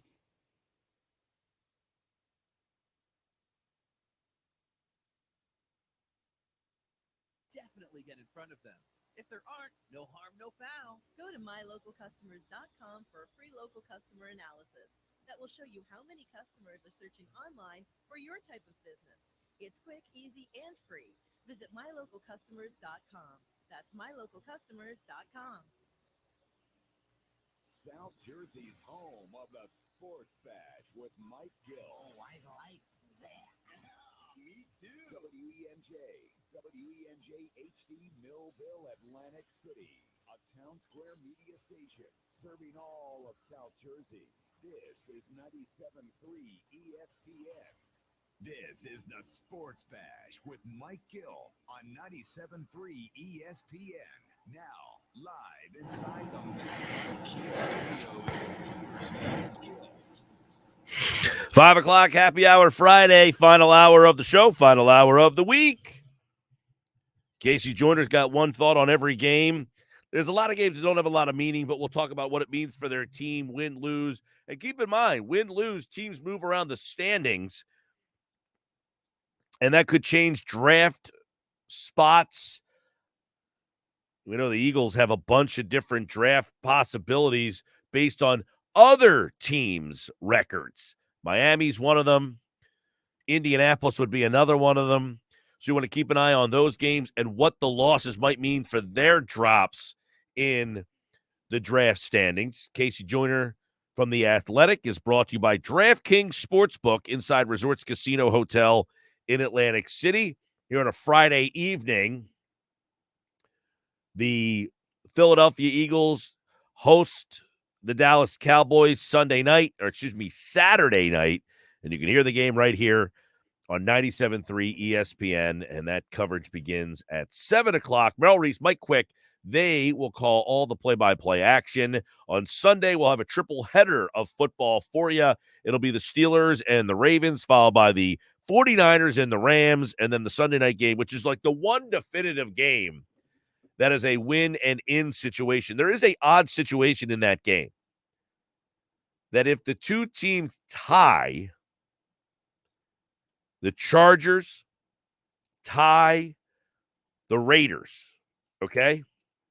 If they both tie, obviously they would have to both tie. If they tie, they both get in. Now, there's an actual question that was asked at the press conference today that there's a scenario that they could tie. And Rich Bisaccia, who is the interim coach, he was asked about it, and he says they are trying to win, not tie. I mean, there's like one tie every 5 years or so in football. And that people would actually, hey, are you playing to try to tie the game? But there has been some thought that, hey, why don't both teams just agree to tie? I mean, take a knee. We both can get in. You scratch my back, I'll scratch yours. Now, here's the situation. The Raiders can clinch a spot before they take the field if the Colts and Steelers lose the game on Sunday night. That is one caveat to this. The Colts play the Jags and the Steelers play the Ravens. If the Colts lose and the Steelers lose, then the Vegas Raiders are in. But theoretically, those things are not the best chance of happening. The best thing of chances of happening is the winner of that game would win and get it. It's also a scenario if the Ravens and Steelers tie, the Steelers' second tie of the year would also help the Raiders. Who's second tie of the year? The Steelers. Oh, if they tie again. Yes. If they tie again, man. That helps the Steelers as well. The tie always helps. It never, like losing or tying, there is no. The tie, I don't know that there's ever been a tie where the tie hasn't come into play and it hasn't helped you. I feel like it helps a team every single time. Every single time the team ties, I feel like, unless it's like you tied Cincinnati, they're so far out of it, the tie doesn't do anything for them. It's the team that ends up getting the tie. Right. You know, like the Eagles tied Cincinnati that one year. It was an embarrassing tie, but in the end, the tie helped Philadelphia. It didn't do anything indifferent for Cincinnati. By the way, the Lions tie is actually hurting some of their draft spots. Well, yeah, because it's almost essentially looked at as a win. Correct. So if the Lions would have actually maybe won or lost that game, it would be looked at a little differently. Well, if they would have won, it would have hurt. Their Would hurt draft more. spot. Right. I mean, you can't sit here and tell me the tie is hurting their draft spot. If the tie, if they would have just lost the game, right, that would have helped them more. Yes. So where are they currently? I got to double check, but the last thing I saw, I think they were fourth. Really? Because you have Jacksonville. Jacksonville has pretty much been the driver's seat of the first round pick for a while now. Jacksonville has 2 wins and Detroit has 2 wins. Detroit can't be 4. They're 2. The next closest team has 4 wins. It's a bad job by ESPN.com then. Yeah, I mean, I got to fact check you on that one. I mean, you told me they had the 4th. They're the second. They have 2 wins. They're tied with Jacksonville. Now, the tie, if they would have lost the game, they have less losses. Their winning percentage. Right. Although they're 2-13-1, and the Jags are 2-14. Right. So that's where I don't know who would have lost. Where they flip a coin, or I don't know how that would have worked. Strength of victory. Right, exactly. I feel like that's coming into play way too much. All right, Casey Joyner's here. One thought every game, week 18. A lot of games don't have a lot of meaning to them, but they have some draft possibilities. We got seeding. We got some games where the one team doesn't have anything to play for, the other team's playing for seeding. So we will get into that right now. Casey Joyner from The Athletic is back here on a happy hour Friday, and he joins us on the Sports Bash. What's going on, Casey? Hey, how are you? Sorry for the bit of delay there. We are all good, or hope everything is going well over there. We've got, of course, the new year, week 18, and, of course, we got a couple Saturday night games, so let's get into a little Eagles and Dallas. We're not going to go as deep into this one as normal because, quite frankly, there's so much unknown here. It feels like both teams, they both have some meaning in the game. It feels like Philadelphia is not playing guys in this game. They might treat it like a preseason game. Dallas may play their guys a little bit longer here. But is this the right way to approach it for both these teams? Or do you think, like, if you're Philadelphia, are you trying to become the 6th seed, or are you okay with 6, 7, don't care? I probably don't care. I mean, I covered it in my Inquirer article this week that pretty much the Eagles are going to end up playing Tampa Bay either way. There's 32 possibilities per cycle of NFL playoff scenarios, and in 20 of those 32 possibilities, they play Tampa. So it really doesn't matter. In fact, if the Eagles win and the Bucks win, they automatically play Tampa. And if the Cowboys win and the Bucks win, there's still like a 14 and 16 chance they play Tampa. So your opponent's not going to change. So I'm okay with them resting people because it's a team that probably could use some rest. It's been a while since they've had some downtime. Yeah, 4 games in 19 days that will be for Philadelphia. Yeah. What if you're Dallas? Are you playing this game for Dallas? You obviously want to get out of that 4 spot, right? You'd like to get that 4 spot. Yeah, I think they definitely have a lot more to play for. I would think it would be a more meaningful win for them. There's a lot more upside to them to win because they can move up the rankings. Whereas, like I said, Philly's either 6 or 7. So yeah, Dallas should be. McCarthy's made it clear that we're going to play to win. I don't know. Like I said, I could see them taking their foot off the gas under certain circumstances, but it's more. It behooves them a heck of a lot more to us Eagles to play to win this game. Right. And I mean, obviously, let's just say they were playing at full strength. They've played once before and Philadelphia got walloped by them. Do you think that game would have a much different look this time around? It's a much different Eagles team this time around, a much different Eagles team. And the thing is, I mean, Dallas, they've got to be able to stop the run. Look at Dallas. Look at what they've done. They've allowed 100 or more yards in every game since week 6, except for one, which they had 85 against the terrible Washington team. 127 to Arizona last week, 124 to the Giants, and those are, the Giants, 124 to the Giants. Are you kidding me? I mean, they 143 to a Raiders team that's not doing as well against the run. So they're just running the ball this year. So it's not been the Cowboys just can't stop the run anywhere near as good as they could earlier this year, and they are relying a lot on turnovers. They're 1-3 if they don't get a takeaway, and they're 10-1 if they get one. So I mean, this is a team that needs to get takeaways. So if you don't give them takeaways, they don't win. So the Cowboys, this would be a much different team because I think the Eagles could on a full tank of gas run the ball for 100 yards and not turn the ball over if things go well. So they would be a tough out for Dallas. Yeah, no Parsons in this game, by the way. No Diggs in this game. There's a lot of problems on the Dallas side. Philly's got a lot of COVID issues.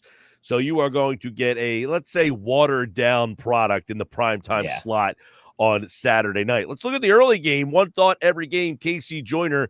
Kansas City, they are still alive in the number 1 seed. Tennessee has the tiebreaker over them, but if a Tennessee loss happens, Houston has been a pain in the ass, I can tell you that much. But Kansas City, I guess, they have to take care of their business on Saturday to put the pressure on Tennessee on Sunday.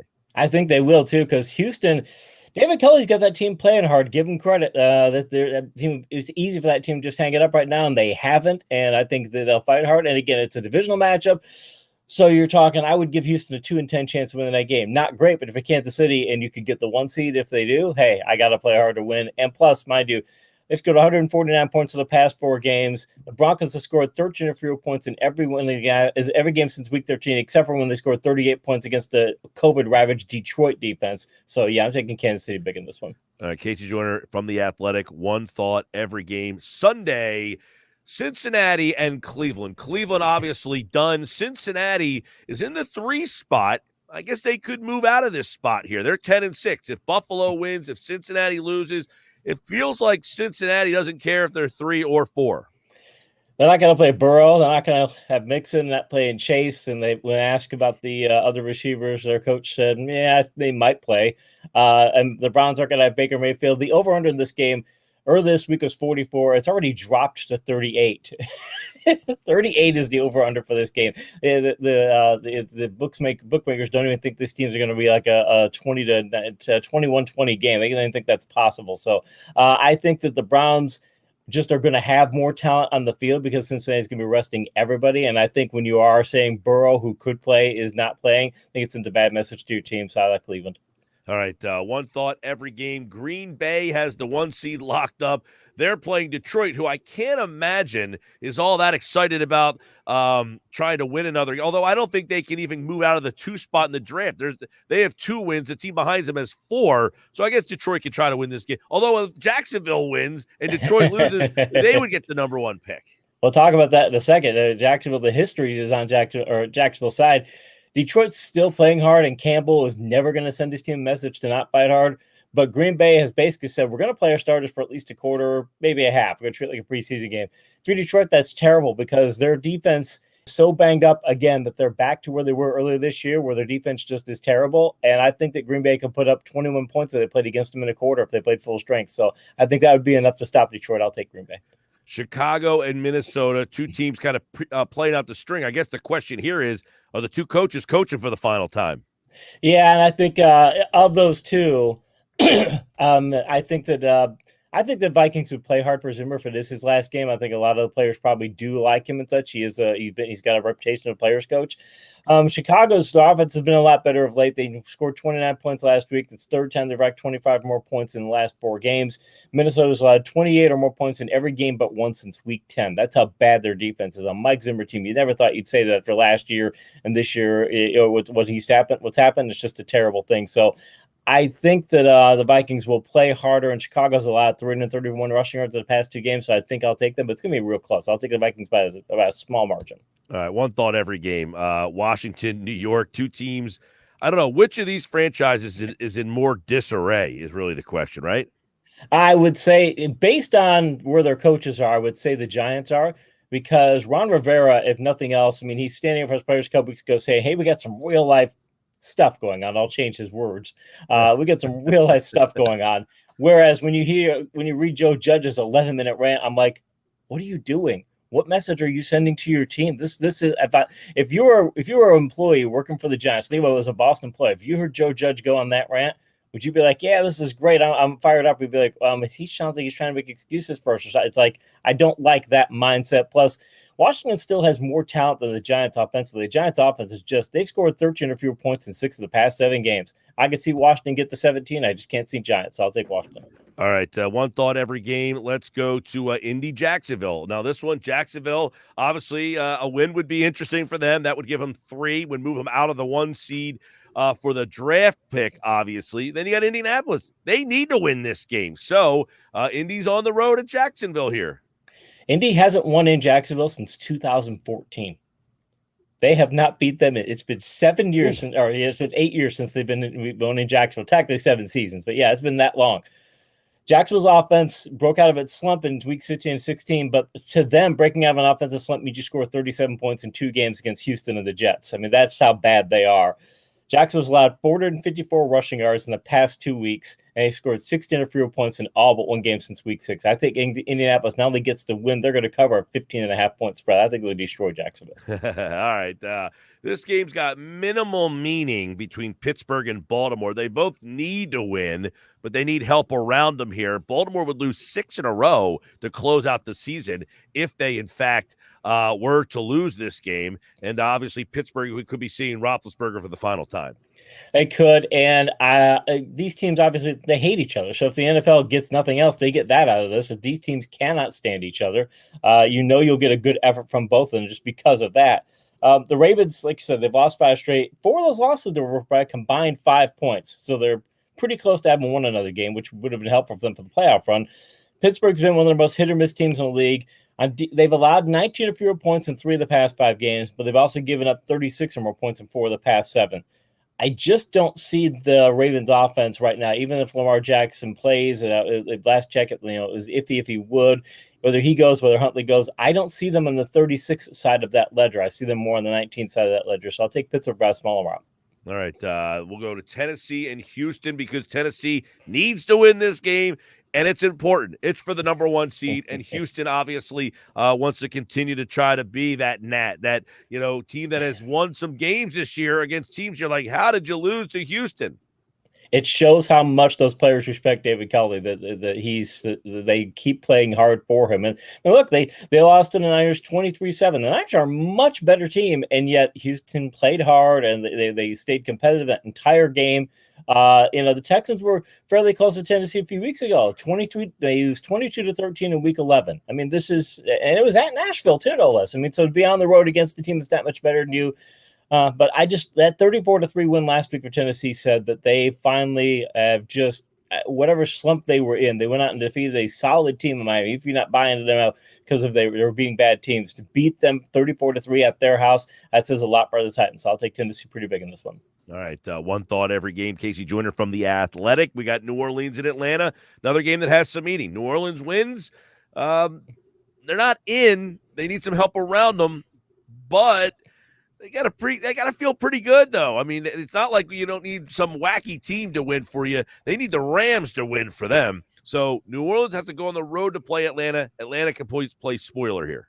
They can't. I'm interested to see how Atlanta plays because it's not like they've played terrible for their coach, but they also haven't really rallied around him either. So I just like, and the thing I look at New Orleans, though, New Orleans, you could see their circumstances the past weeks and say this team should be losing a bunch of games. But Sean Payton showed how good of a coach he is. They've won 3 of the past 4 games, despite scoring only 30 points in the past 3 games combined. Their defense has held 3 of those foes to 10 or fewer points and fewer than 100 rushing yards in 3 games.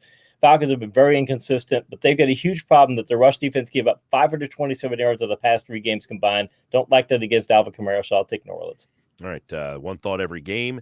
Buffalo and the Jets. Now, the Jets played well last week in a loss. Buffalo needs this game, obviously, to hold on to first place in the AFC East. They are currently tied with the Patriots. If they lose and the Patriots win, they're going to flip-flop. Right now, they are matched up in the playoffs 4-5. If I'm Buffalo, you just think how mad Sean McDermott was when they lost to New England in that game with the big wind issues there.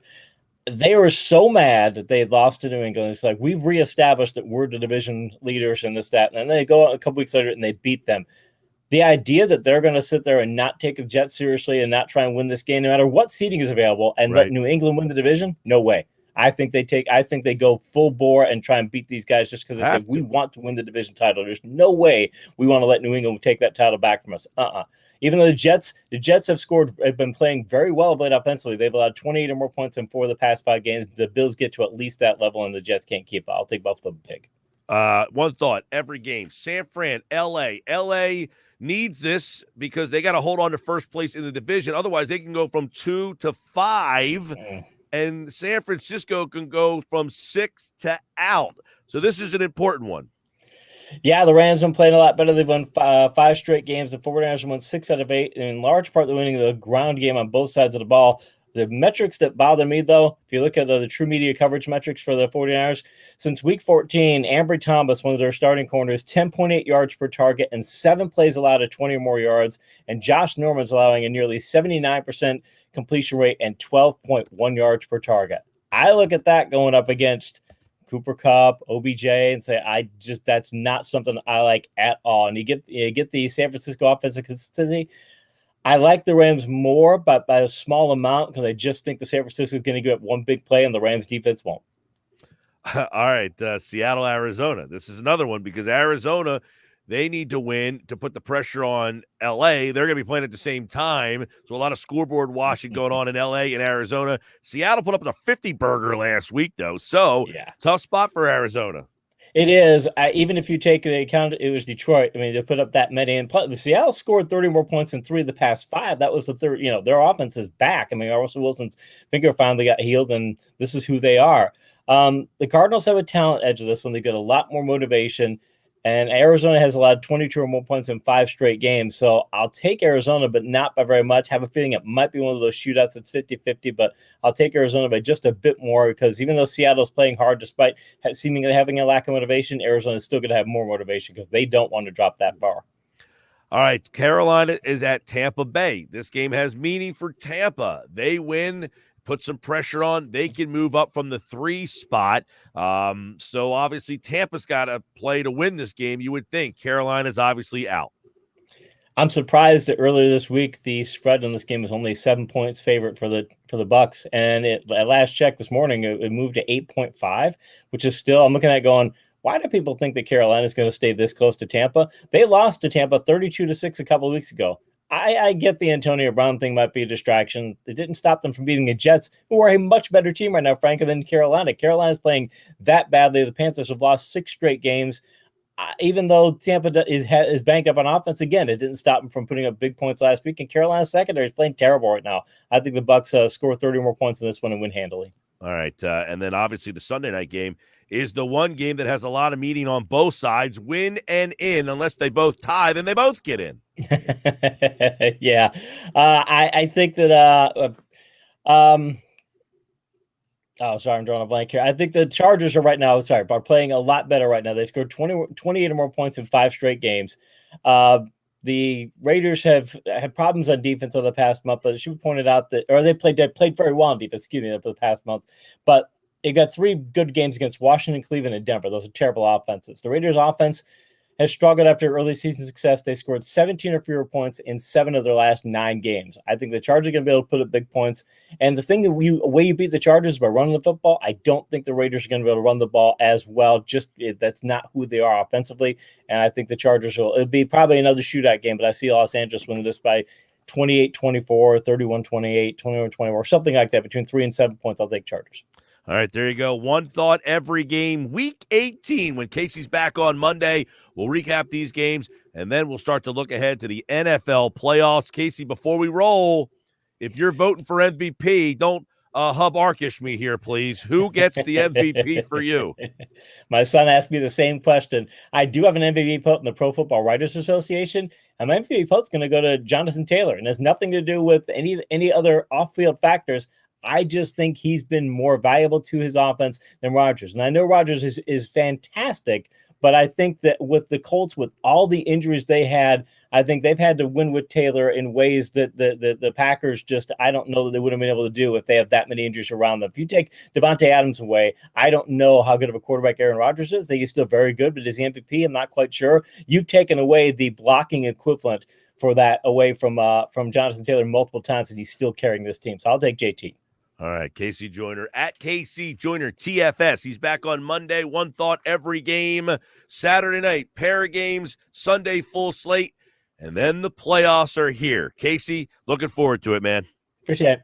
All right, that's Casey Joyner here on the Sports Bash Live on 97.3 ESPN. And his appearance on the show each week is brought to you by DraftKings Sportsbook inside Resorts Casino Hotel in Atlantic City. I'm Mike Gill. When we come back, Jeff Kerr, CBS Sports, will join us to talk more NFL, more stories.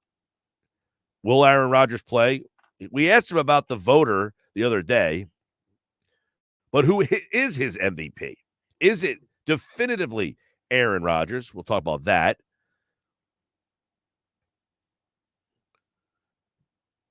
Also, the Jaguars have interviewed a couple of head coaches. We got all that and more, all the playoff scenarios here on the Sports Bash, 97.3 ESPN, the free mobile app. Live video. Use the YouTube app on your phone, smart TV, laptop, or tablet.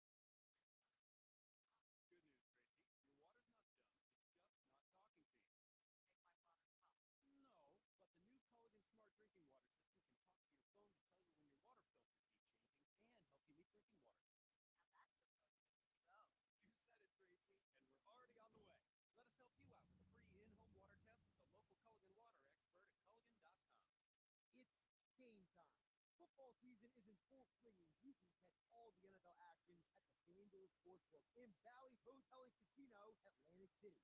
It's time to get in on all the games you love. Experience sports betting done right with live streaming games, food and beverage, self-service betting kiosks, and more. Get your game face on and score big this weekend when you bet at FanDuel Sportsbook in Bally's off the boardwalk, Atlantic City. Gambling problem? Call 1-800-GAMBLER. Have you wanted to speak a new language but thought it'd be too difficult or take too much time? Then try Babbel. Whether you want to learn Spanish for future travel plans, French to connect with extended family, or maybe German to land a new job, Babbel works because it's built around real life. It teaches you everyday practical conversations that you'll actually use. All you need is 15 minutes a day, and you'll be on your way to confidently speaking a new language in just a few weeks. Babbel is designed by real language experts using a modern conversation-based technique that makes learning fun, engaging, and best of all, memorable. It starts by teaching you words and phrases, then sentences gradually get more complex. Soon you're practicing short conversations about real-life topics. And with 14 languages to choose from and lesson topics like travel, business, relationships, and more, you'll be sure to learn what matters most to you. Babbel, language for life. Learn a new language with ease. Go to Babbel.com to try for free. That's Babbel.com. Babbel.com. The playoffs are here, and so is Old Man Winter. How'd your roof fare in the first snowstorm of the new year? Get the all-star team of EMT Solar Roofing and Solar Guardians to provide a free roof inspection at ESPNSolar.com. Protect your new roof with a new solar panel system or have your existing solar panel system reinstalled. This playoff season, go with the real winners of EMT Solar Roofing and Solar Guardians at ESPNSolar.com. I need to be able to work from anywhere, so I need to have supplies, well, everywhere. It's possible at Staples. I need the same setup for my home as I have at the office, without twice the cost. Also possible, because your local Staples store has the tools your business needs to get work done. Now get 40% back in a Staples store bonus when you buy any 2 ink or toner cartridges. Explore what's new at Staples, the working and learning store. Ends 1/15, limit 2 in-store only. See staplesconnect.com/store bonus for details. Your one-stop for beer, wine, and liquor is Buy Right Wine and Liquors of Hamilton, Williamstown, and West Deptford. All your favorite local craft beers in one place and a huge selection of wine and spirits at great prices. Visit them online to see what's on sale. Run out of beer during the game? Don't miss a single play. Buy Right has free delivery when you order online or download their app. Buy Right Hamilton, Blueberry Crossing, Whitehorse Pike. Buy Right Williamstown, Route 42, Black Horse Pike. And Buy Right West Deptford on Route 45. You can watch the Sports Bash live now on Facebook, YouTube, and Twitter. Search 97.3 ESPN or visit our website, 973ESPN.com. 5:30 on a Friday evening. We've got you till 6. Josh has Brian Toporek talking a little Sixers. They're playing the Spurs tonight, right? Yes, and Brian wrote an article recently. Well, get him on is because he believes that now that things have calmed down on the NBA front, with the guys going on the COVID list by tenfold, basically no more, that he thinks that we're going to see some trades heating up. Interesting. No, I asked that question about a week or so to Keith Smith. Or yesterday? Oh my God, the time is flying.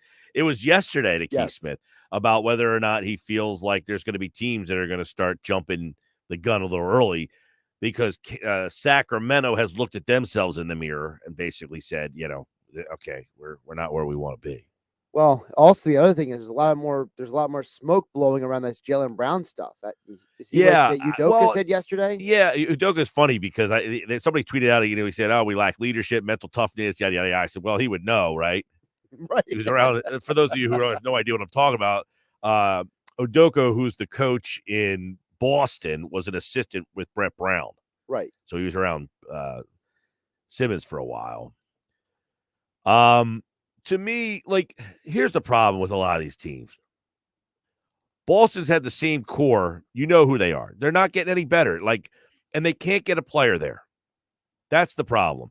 You've got Tatum. You've got Brown. That's who you are. You're not getting a better player than those two guys there. So your third guy, how are they getting that guy?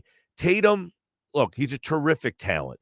But all these people thought he was going to be like the next whatever. Like he's going to be one of those guys that you can win the championship because of him. And he's just not that player. And him and Brown are too similar in a league that you need. If you're going to be similar, you better both be able to shoot 40% from three, like Klay Thompson and Steph. So if Boston calls you right now and says Jaylen Brown for Ben Simmons, you doing it? You have to. I mean, you have to. I mean, the Ben Simmons thing has turned into a complete, disaster for everybody. The league, forget the Sixers. The league doesn't want this. It's just turned into a complete mess. Well, I ask in part because, we had the conversation about, Daryl Morey in the top 25, top 30 players, the list of players, right? Yeah. And I just don't know, like, does Jaylen Brown fall into that category? I would do the deal. You would do the deal, but I don't know. Are the Sixers dead set on a specific player that they wouldn't make that deal? I mean, Jaylen Brown, to me, he's not the player, though. The problem is, like, the same thing in Boston.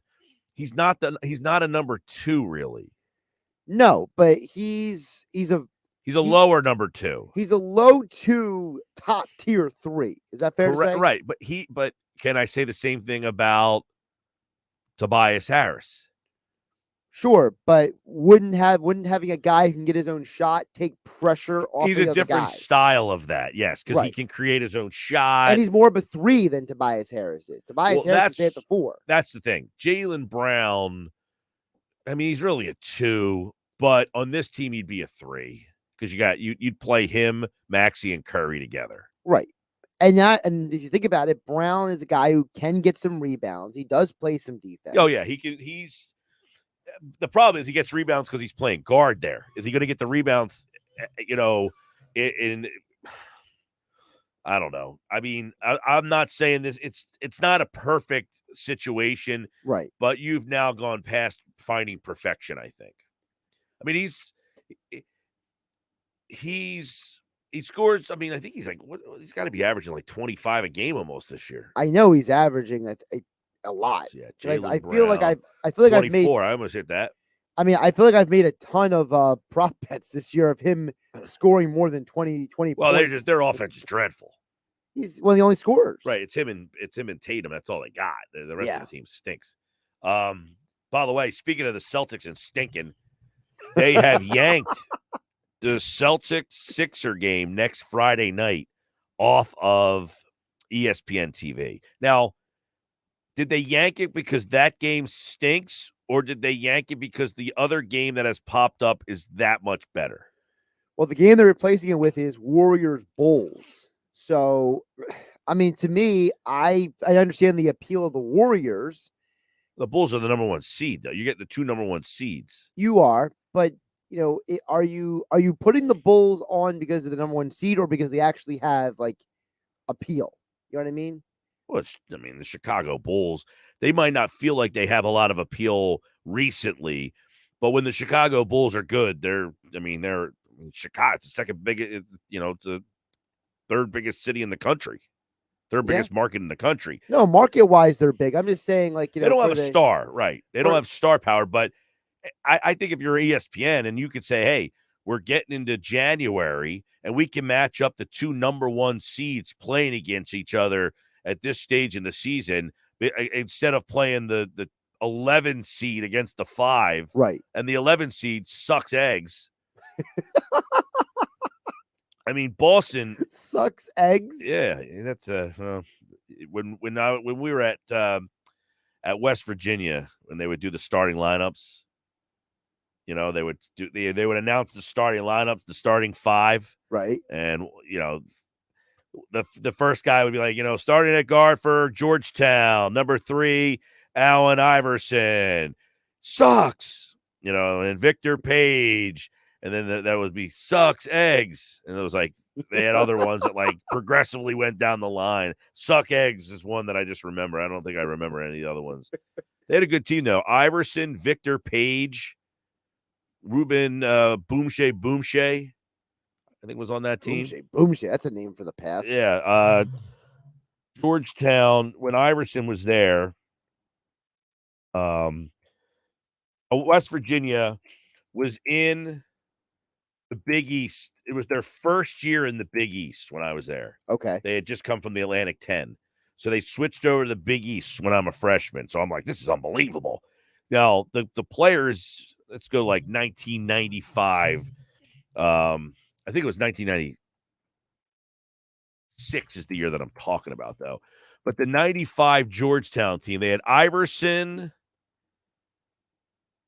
It must have been Jerome Williams, Victor Page, Othello Harrington, Jahandi White. My goodness, So they were Othello loaded. Harrington. Right. Wow. They were loaded, that team.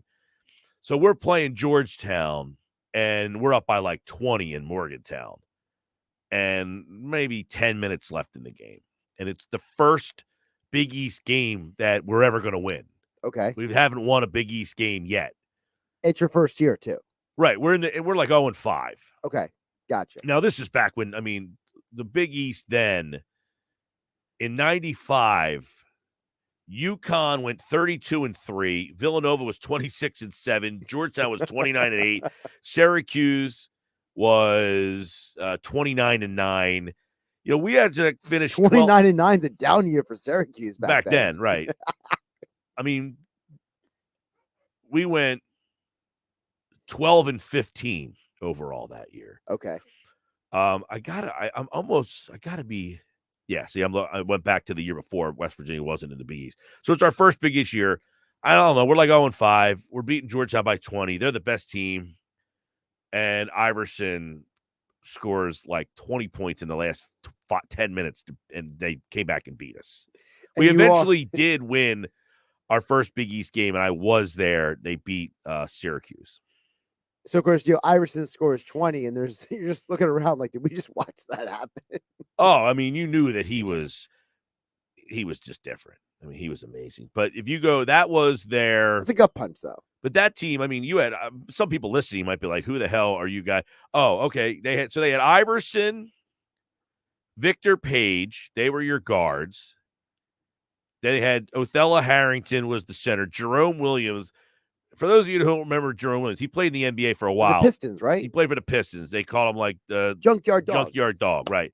And I then, remember something. They had, proud of you, Boubacar Owl. Remember him? No. Yeah, he was another guy that they had that was that whole team was just loaded. Boubacar Owl was just, another forward. I remember Harrington and Williams because they were both like these grinders in the NBA. Williams had a better career than Harrington did. Williams for a while was a player.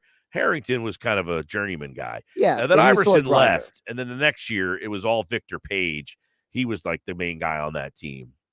And whatever happened to him? I think he left early. And did he end up going to Europe or something? Like, I'll tell you right now. No, he played. I feel like a guy like him should have been. Looked like he better played in the CBA for a while. Oh, He was an undersized.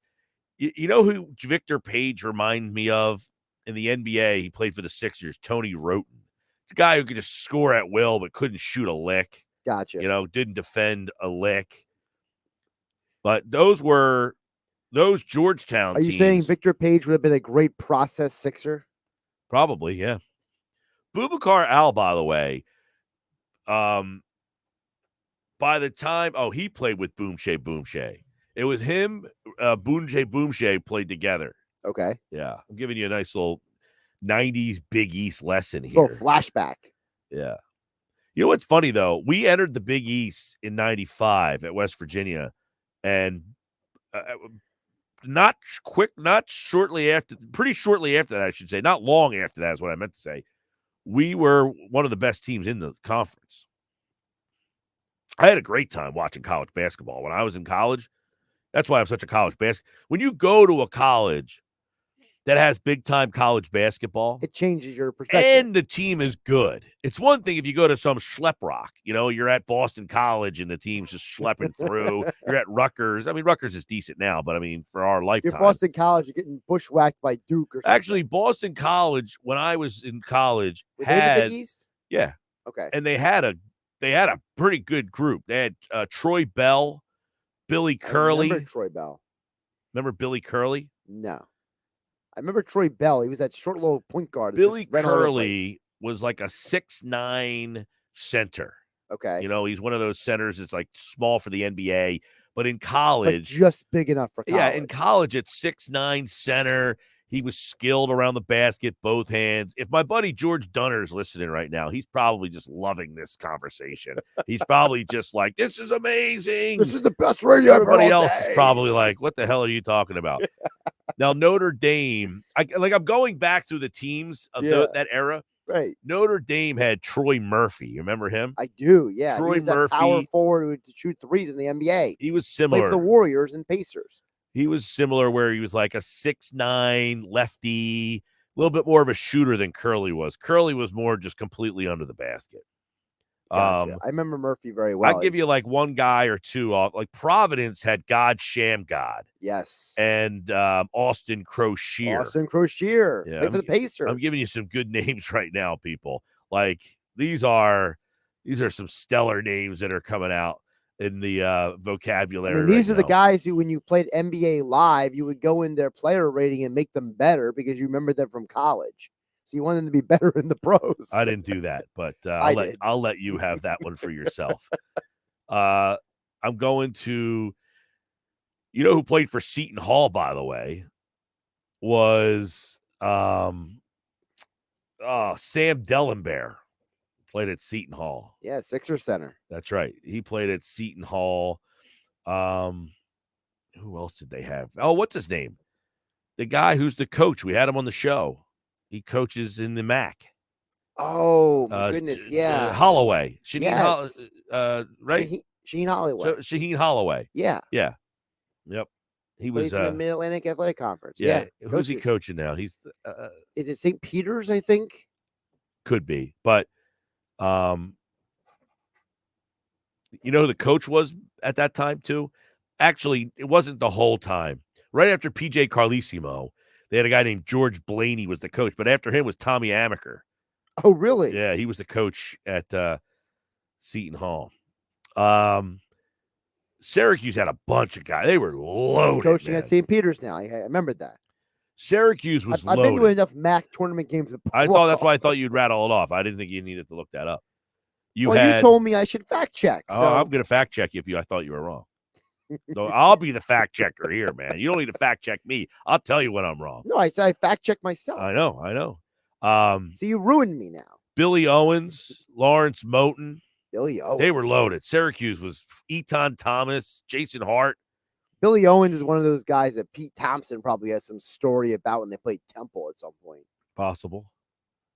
The Pitt Panthers were trying to think who Pitt had during these eras. They're not jumping off the page at me that I'm trying to remember them. Like, man, I gave you a bunch of great names for a while there. I got the Pitt, and you know what? Pitt gets what they deserve. They don't deserve me to mention. Even Miami, I can remember. Miami had a guy, a 7-footer. His name was Constantine Popa. Stiff and a half. But, you know, he was Miami's basketball program back then was just a pits. And then they get put in the Big East, and they're awful. I mean, they are just horrendous. For years, they're the worst team in the conference, and they got this guy, Constantine Popa, who just was a total stifferoni. Trying to think who else they had. St. John's, man, like 95 through that time.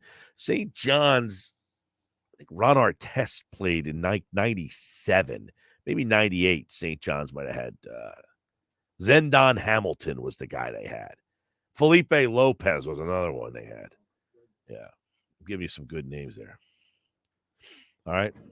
Lopez was a guy that I would have loved to see him be better in the NBA. Just didn't work out. Yeah. That's all right. He was a scoring machine.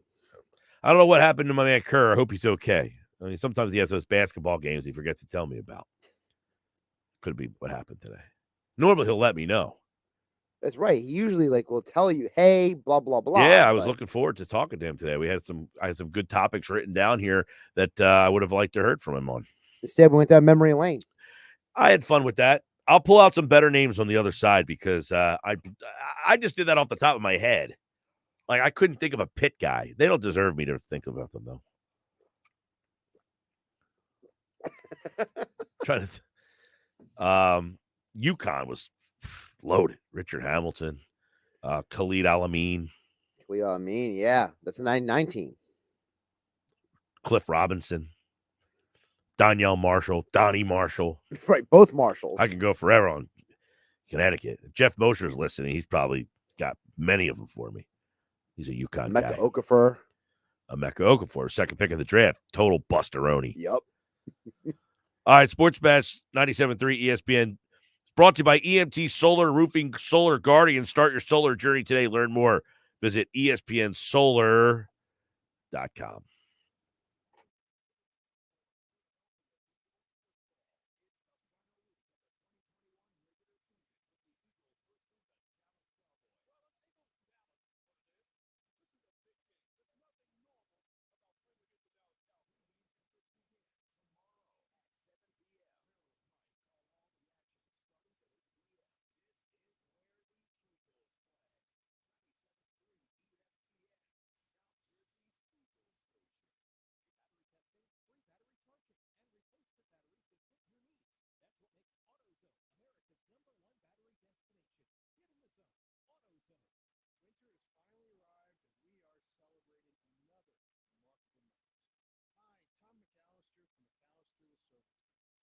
December 21st is the first day of winter. We are celebrating our 146th year in business. Legacy and commitment, honesty, integrity, and excellence that my great-grandfather started over 145 years ago continues today. For award-winning quality and dependability, talk to the experts at McAllister about your heating and air conditioning needs. Now is the perfect time to take advantage of discounts and rebates offered by the state and the utilities. And on a warmer note, after New Year's, there are only 11 Saturdays until spring. Talk to the experts at McAllister, 609-927-4122, or at mcservice.com for all your heating and air conditioning needs.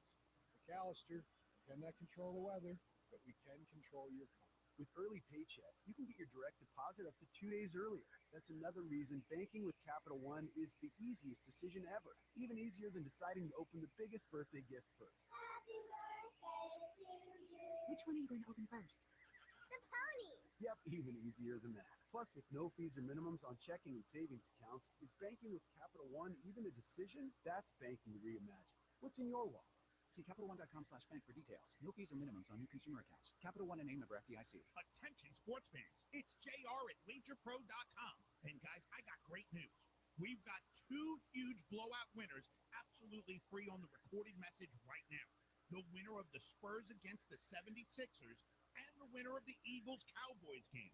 Call right now and get both on a 30-second recording absolutely free. Call 800-499-3733. That's 800-499-3733. Call 800-499-FREE. One blowout winner in the NBA, absolutely free. The winner of the Spurs against the Sixers. And the winner in the NFL, big matchup, Eagles-Cowboys, also free on the same recorded message. Call right now and get both winners. 800-499-3733. That's 800-499-3733. Call right now, 800-499-FREE, and visit WagerPro.com. With the Peloton bike, there's always something new to try. We're adding new music to our artist series, new disciplines like boxing. Fight your way through. Let's make it count. So many new workouts to try on and off the bike. Let's go, Peloton family. There's always something new to keep you motivated. For a limited time, get a $550 value on the Peloton Bike Plus. $300 off plus free delivery and setup, a $250 value. All access membership separate. Limited time offer until January 9, 2022. Free delivery only available in continental U.S. Terms apply. It's on at Matt Blatt Nissan. Looking for some holiday cash? Then don't miss Matt Blatt Nissan's holiday vehicle buyback. It doesn't matter what you drive. AJ the Trade Man wants to buy your vehicle today. Regardless of the make, miles, condition, or situation, AJ will buy your ride for cash today. That's right, AJ at Matt Blatt Nissan will buy your vehicle for cash today. Treat yourself to a brand new Nissan. Like Zip, 0 zilch, 0 down, 0 Zero payments, zero interest on every new Matt Platt Nissan. That's a brand new Nissan with 0% financing, zero payments for 90 days, and zero money down. And AJ says you'll get more cash than you think and drive away with peace of mind because only Matt Platt Nissan has a 4-day love it or leave it return policy. MattPlattNissan.com. Paid equity will be refinanced with new vehicle. Rate qualifications exist. Not all will qualify. 0% APR financing based on 2777 per thousand borrowed. Offers can be combined. Call 877-289-6670 or go to MattPlattNissan.com for complete details. It's on at Matt Platt Nissan on the Black Horse Pike, Egg Harbor Township. Now, back to more Sports Bash with Mike Gill on 97.3 ESPN, South Jersey sports leader. We'll get ready to wrap up the show on a Friday. Thanks to everybody out there who paid attention, listened, hung with us, texted in. You can text in 609-403-0973. I was just looking at a couple more of these guys. By the way, John Salmons, you remember him? Played at Miami. He was a Big East guy. Played for the Sixers. John Salmons stunk with the Sixers. Awful. That was back when, so Dave Schaller, who works with the Sixers now, he used to do some shows with us here back in the day. We used to talk. I don't know how. I don't remember the reference of how John Salmons came up, but I just had to text him. Yo, we just had a Big East conversation, and John Salmons' name just popped into my head. John Salmons played for the Sixers. He stunk. Local guy. He was from Philly. All right, that's gonna about do it for me. I got I don't know who wins the game. I really don't. I mean, if the Eagles, I don't think they play anybody, to be honest with you. I think they're very minimal. I think you'll see very, very minimal playing time from them. I think Dallas is going to play most of their guys for at least half the game. So I think Dallas will probably win the game. When we get back here on Monday, I think we'll be talking about Philadelphia taking on Tampa Bay in the playoffs, so we'll get you ready for that. Also, all the NFL Week 15 matchups tomorrow night. We've got Eagles and Dallas for you on 97.3 ESPN, and we've got a triple header for you on Sunday. Pittsburgh, Baltimore, San Francisco, L.A. Rams, and the L.A. Chargers taking on the Raiders. That has been the Sports Bash for this Friday on 97.3 ESPN. Josh has game night coming up next with Brian Toporek at 6:20. Tomorrow, Billy Schweim is live at the Hollywood Cafe and Sports Bar, Route 45, Woodbury Heights. He's got autographed Devonte Smith footballs, jerseys. He'll be out there along with his co-host Brad Quast, former Philadelphia Eagle linebacker. So stop out and see those guys live on location. And then, of course, we got Sports Bash Saturday tomorrow. Yeah, surprise appearance on Saturday, right? Yeah. Football's over, kind of. No more college. I'm sad.